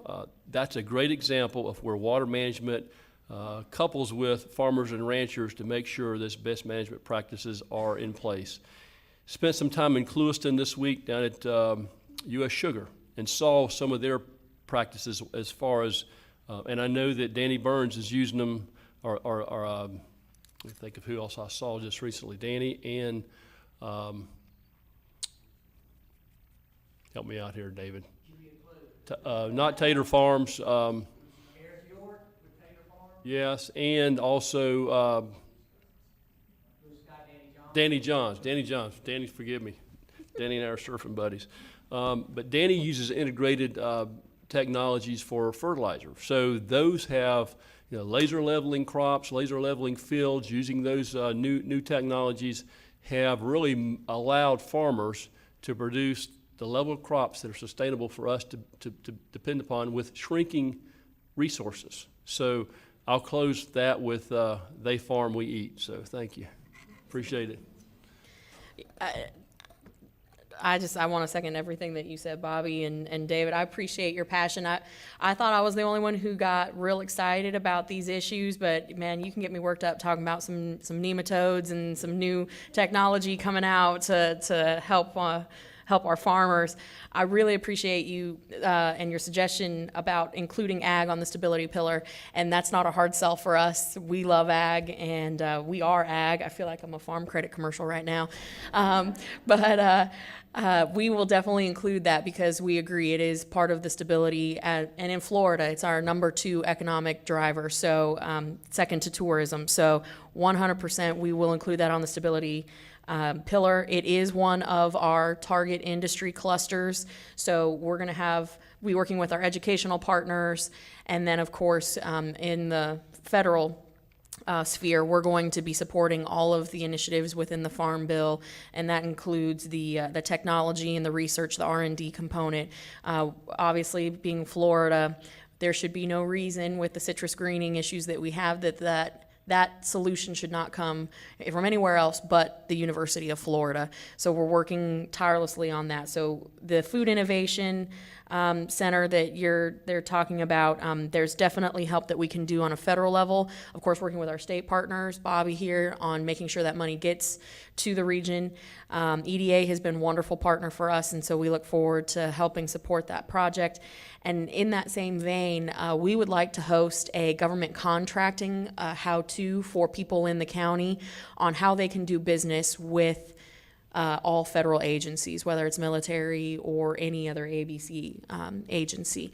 So we'll be hosting that probably in the second quarter of next year. I think that maybe some young farmers who are interested in doing business with the government would find that interesting. And of course, as we move forward with the Farm Bill, any feedback that anybody would like to give us, whether it be the farm program side or the nutritional side, the SNAP program side, we are all ears. We are your representative, so it's your office. So thank you for that, and please say hello to Mr. Jack Payne for me. Two last comments. Oh, boy. Targeted industries, I'm glad you mentioned that, because I can tell you, Randy Ringhaber wouldn't build his place over in St. Johns County if he didn't recognize the value in targeted industry and how that economic outfall affects all of us in the community. And last, I want to give JR an opportunity to defend himself against the drug comment. Just come on down. And we got to find out about these sweet potatoes. I don't know anything about these. Thanks for that. I guess we'll take the segue from ag into the Putnam County Fairgrounds. I'm the current chairman of the Fair Board. I guess I want to follow up real quick on something that Linda said. I cannot think in my memory of a time when we've had such strong leadership from the business community, such a strong county commission. We haven't had such placement in state and federal legislature as we've had. You know, you said it, the stars are aligning, and it's not by chance, it's through a lot of hard work.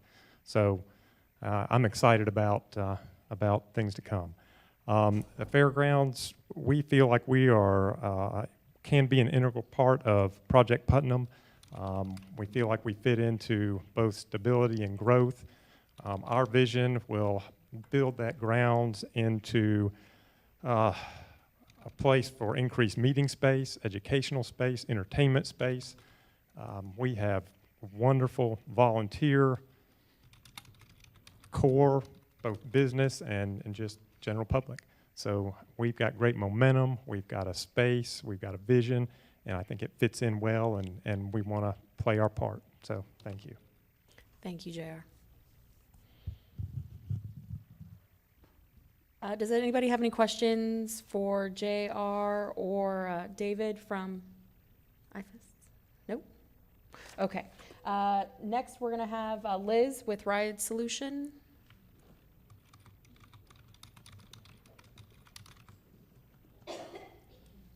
So Ride Solution is the transportation provider for Putnam County. And I've been with Ride Solution for just about a year now. But prior to that, I've known of all the wonderful things that Ride Solution does for the community. It is one of the most innovative transportation agencies in the nation. We take people to doctor's appointments. We can make them healthy as long as we can transport them. We can take people to work.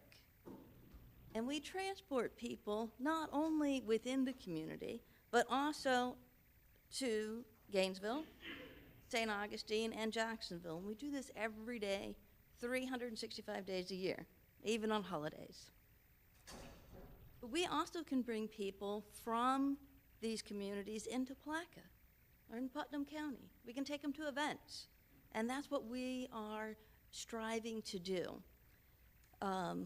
With different interactions, we actually work with the Regional Planning Council on some of these regional transportation initiatives.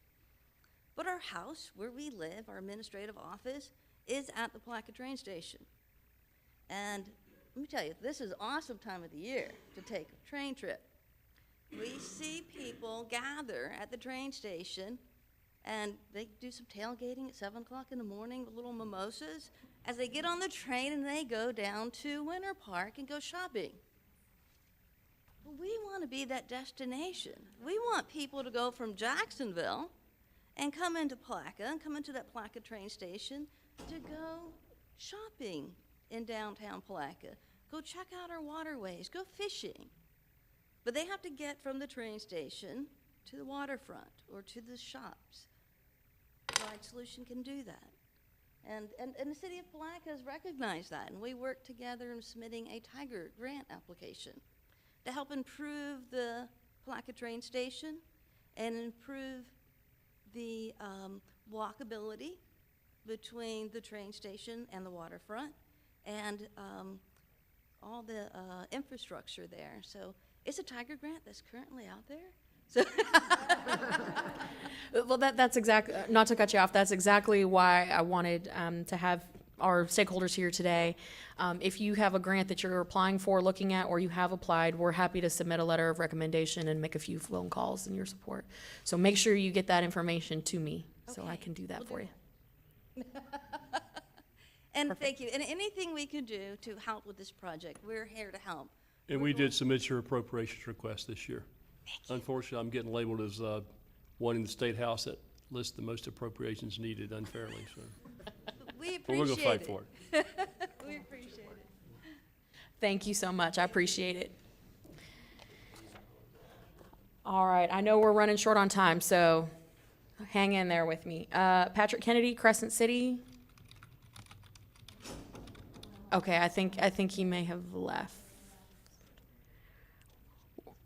Just let it be known that we're working on South Putnam. There we go. Mr. John Nelson, Palaca Housing Authority.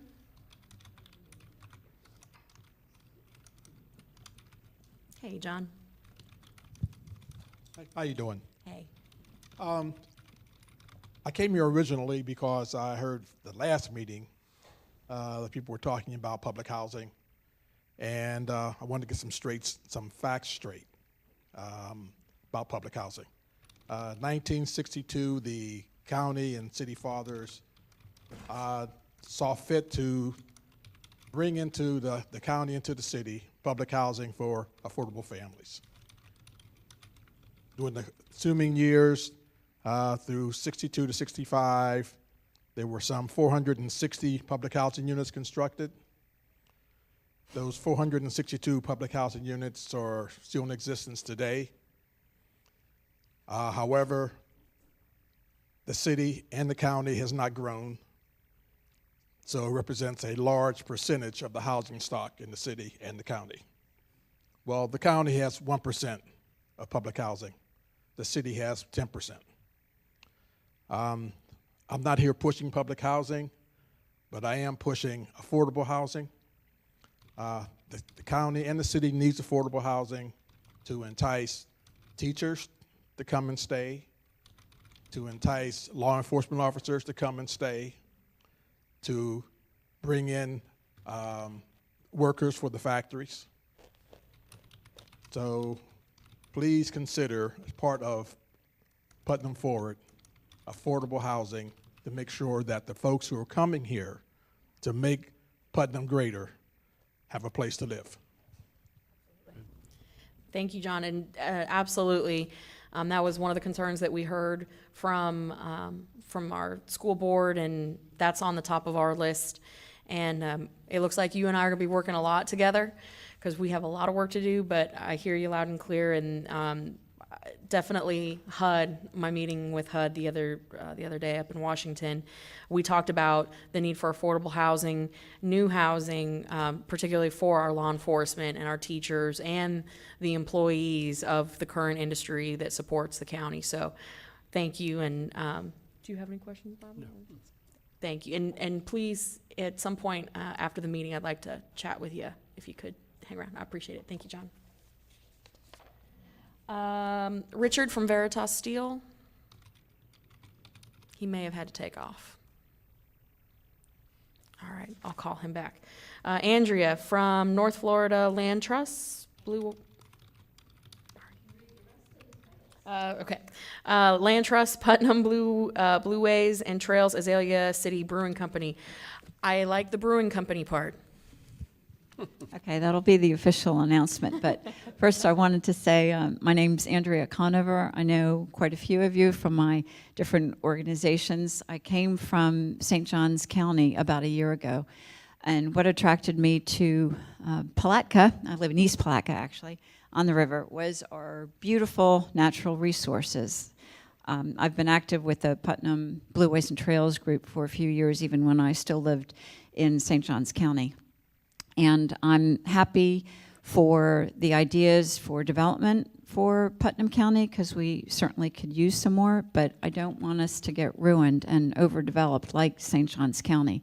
Part of our attraction is our beautiful natural resources and the great small towns. So while we're doing that development, let's make sure we don't overdevelop and ruin our resources. We've got kind of a clean slate. We could do sustainable and eco-friendly development and try and be a model for the state as all these 6 million more people move to the state in the next few years.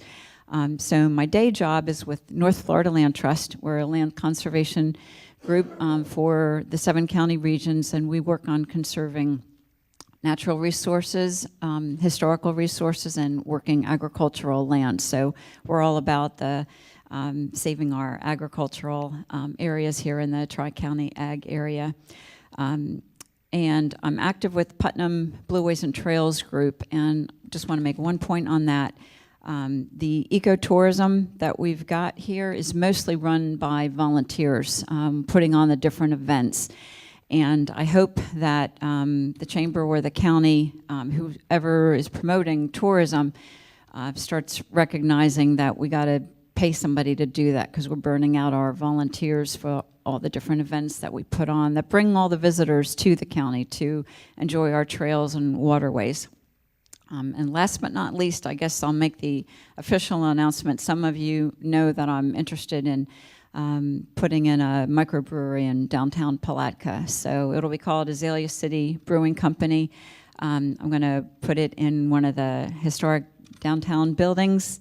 I want to make it a family-friendly environment. Microbreweries are this great trend. You know, St. Augustine has a bunch, Gainesville, Jacksonville, gosh, even McClenny in Baker County has it. So Putnam County needs one. I've been talking about it for a year. No one else is doing it, so I guess I will. And we're going to have some food in there too, and do the local healthy foods, because I'm all about that farm to table kind of eating too. So that's all. Thanks. Wonderful. Thank you. And the congressman and our team, we look forward to an invite to the ribbon cutting on the brewery. We have some phenomenal breweries around the area, and they do great things for the community in Gainesville, Jacksonville, McClenny, so we look forward to having one here. And I'll be in touch with you on the land trust issues, and then also about looking for some opportunities to get a paid position for the ecotourism projects. Do you have any comments? No, what's the location? When's the opening? Do you have that targeted? You can see where our heads are at. Can we go there for lunch?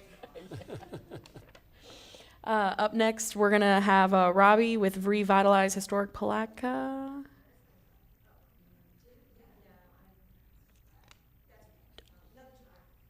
I'll call you. Okay. Mr. Johnny Counts, a.k.a. Elvis. I'm sorry, I have to call him Elvis. Every time I call him, his ringback tone is one of my favorite Elvis songs. So. Well, thank you. Thank you for inviting me here, too. I appreciate being involved in this. I've had, since I've met Congressman Yoho and also with Representative Perry, and yeah, I've known Bobby for a while around town. The congressman and the senator both have inspired me with the way they've approached their offices and the way they've approached the people. They're very personable, they're very caring, and they reach out to you, and they've inspired me to be a little more involved with things, and both the congressman and Senator Perry have some strong constitutional beliefs that I share, and so they inspired me to continue to move on in this direction. Bobby, you inspired me not to play ball against you from them softball days. I didn't inspire you with my constitutional beliefs either? Yes, you did. Okay, thank you. I just remember them balls going way over. I didn't want to pitch to you. But no, the vision looks great. I love that everybody's come together. I wish there was a lot more of us still here today. And I appreciate those of you that are not on the clock today. I truly appreciate y'all coming and taking the time to be a part of the community. Something that Ben Bates said earlier, you know, about the vision. We need to look forward, and that made me think about a quote from George Washington. It says, "We ought not to look back unless it's to derive useful lessons from past errors and for the purpose of profiting by dear bought experience." So even though we need to look forward, I think we also need to remember that good counsel too of what we've learned from before. But I've said it before, we sit here and we look up at that emblem of Putnam County, and I look up there and I see a gold nugget, and we are surrounded by everything really. But we have it all. We've got the resources. We've got this agriculture, which I really appreciate David getting up here and talking about, because that's a heart of this community. There's several $1 billion impact in agriculture, silviculture, horticulture, aquaculture. We've got fish farms here too. So we've got all that, and I really would like to see us take a hold of that and improve on that, because we've got that for us already. We don't have to bring anything in. And with the technology that's coming along now, the farms are moving right into technology too. The education of our youth is imperative for this vision to go forward. We have to teach them. And the basic things is what they really need to know. A lot of things that we teach them don't do much good from what I can see.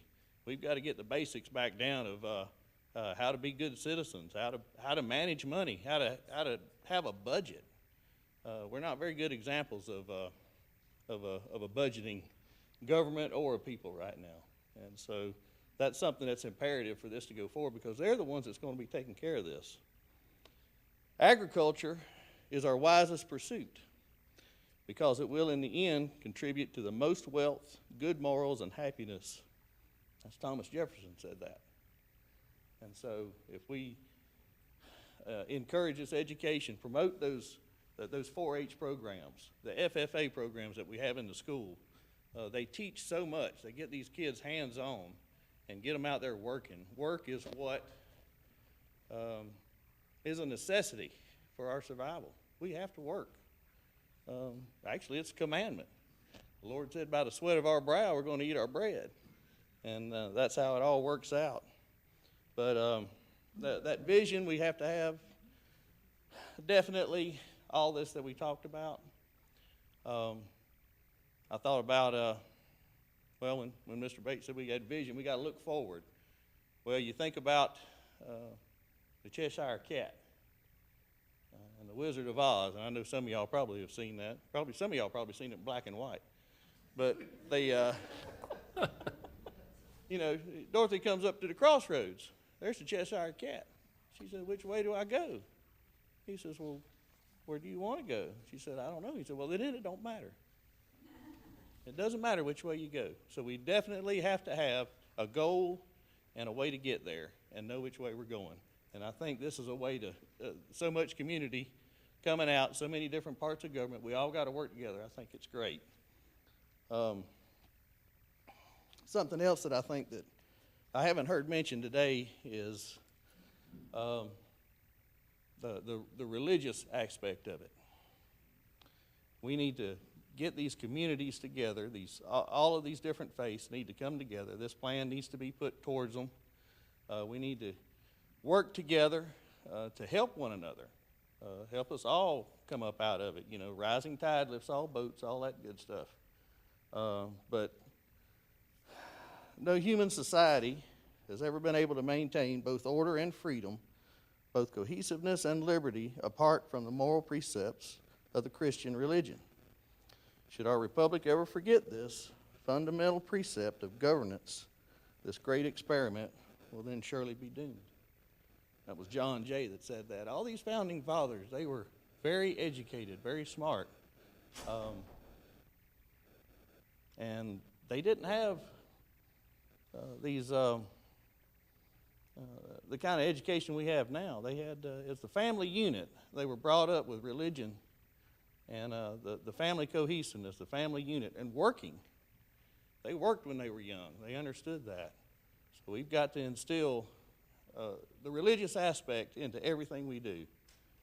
I believe it needs to be a part of this vision also. And we need to rely on the gospel of Jesus Christ. We need to rely on those precepts of everything in our lives, everything we do, because it governs us. And that's how we receive those blessings. I appreciate definitely appreciate the time that everyone spends on this. This is something that we have rarely seen in a long time. And we have a lot of people that's involved right now. We're all kind of looking in the same direction. We need to come together with a definite plan and know which way we're going so we can tell the cat right or left. And tell Congressman Yoho we appreciate everything that he does. Senator Perry, Representative Payne, we love you too. Y'all are doing a great job. This is the most interaction, like they say, most interaction that we can receive from any government that we've ever been around. Only other time it's been on TV or something is when you see them. That's as close as you get to them. So take this opportunity to apply what we've learned, move forward in a way that's going to improve us now and in our future. And let's not forget the Creator's plan. The family is essential to that plan, and we need to have some good morals and characters and virtue, or none of this is going to survive. Thank you. Thank you, Johnny.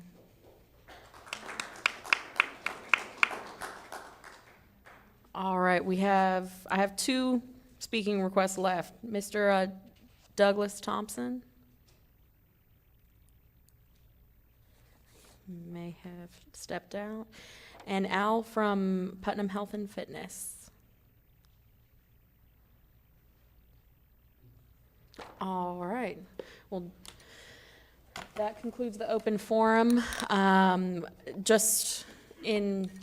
Before I get into closing, Bobby, do you have anything you'd like to add in closing? No, just once again, thank you for being here. I think we've covered a lot of ground. Yeah. It's time to go to work. Let's get to work and make these visions happen and make this a better community for all of us. Thank you for being here, Kat. Thank you, Congressman Yoho, for his leadership and vision. And I just wanted to say thank you to everyone here today, our team over here who's been diligent in helping us out and making today happen. Our IT crew in the back, he's waving, you can't see him, but he's waving.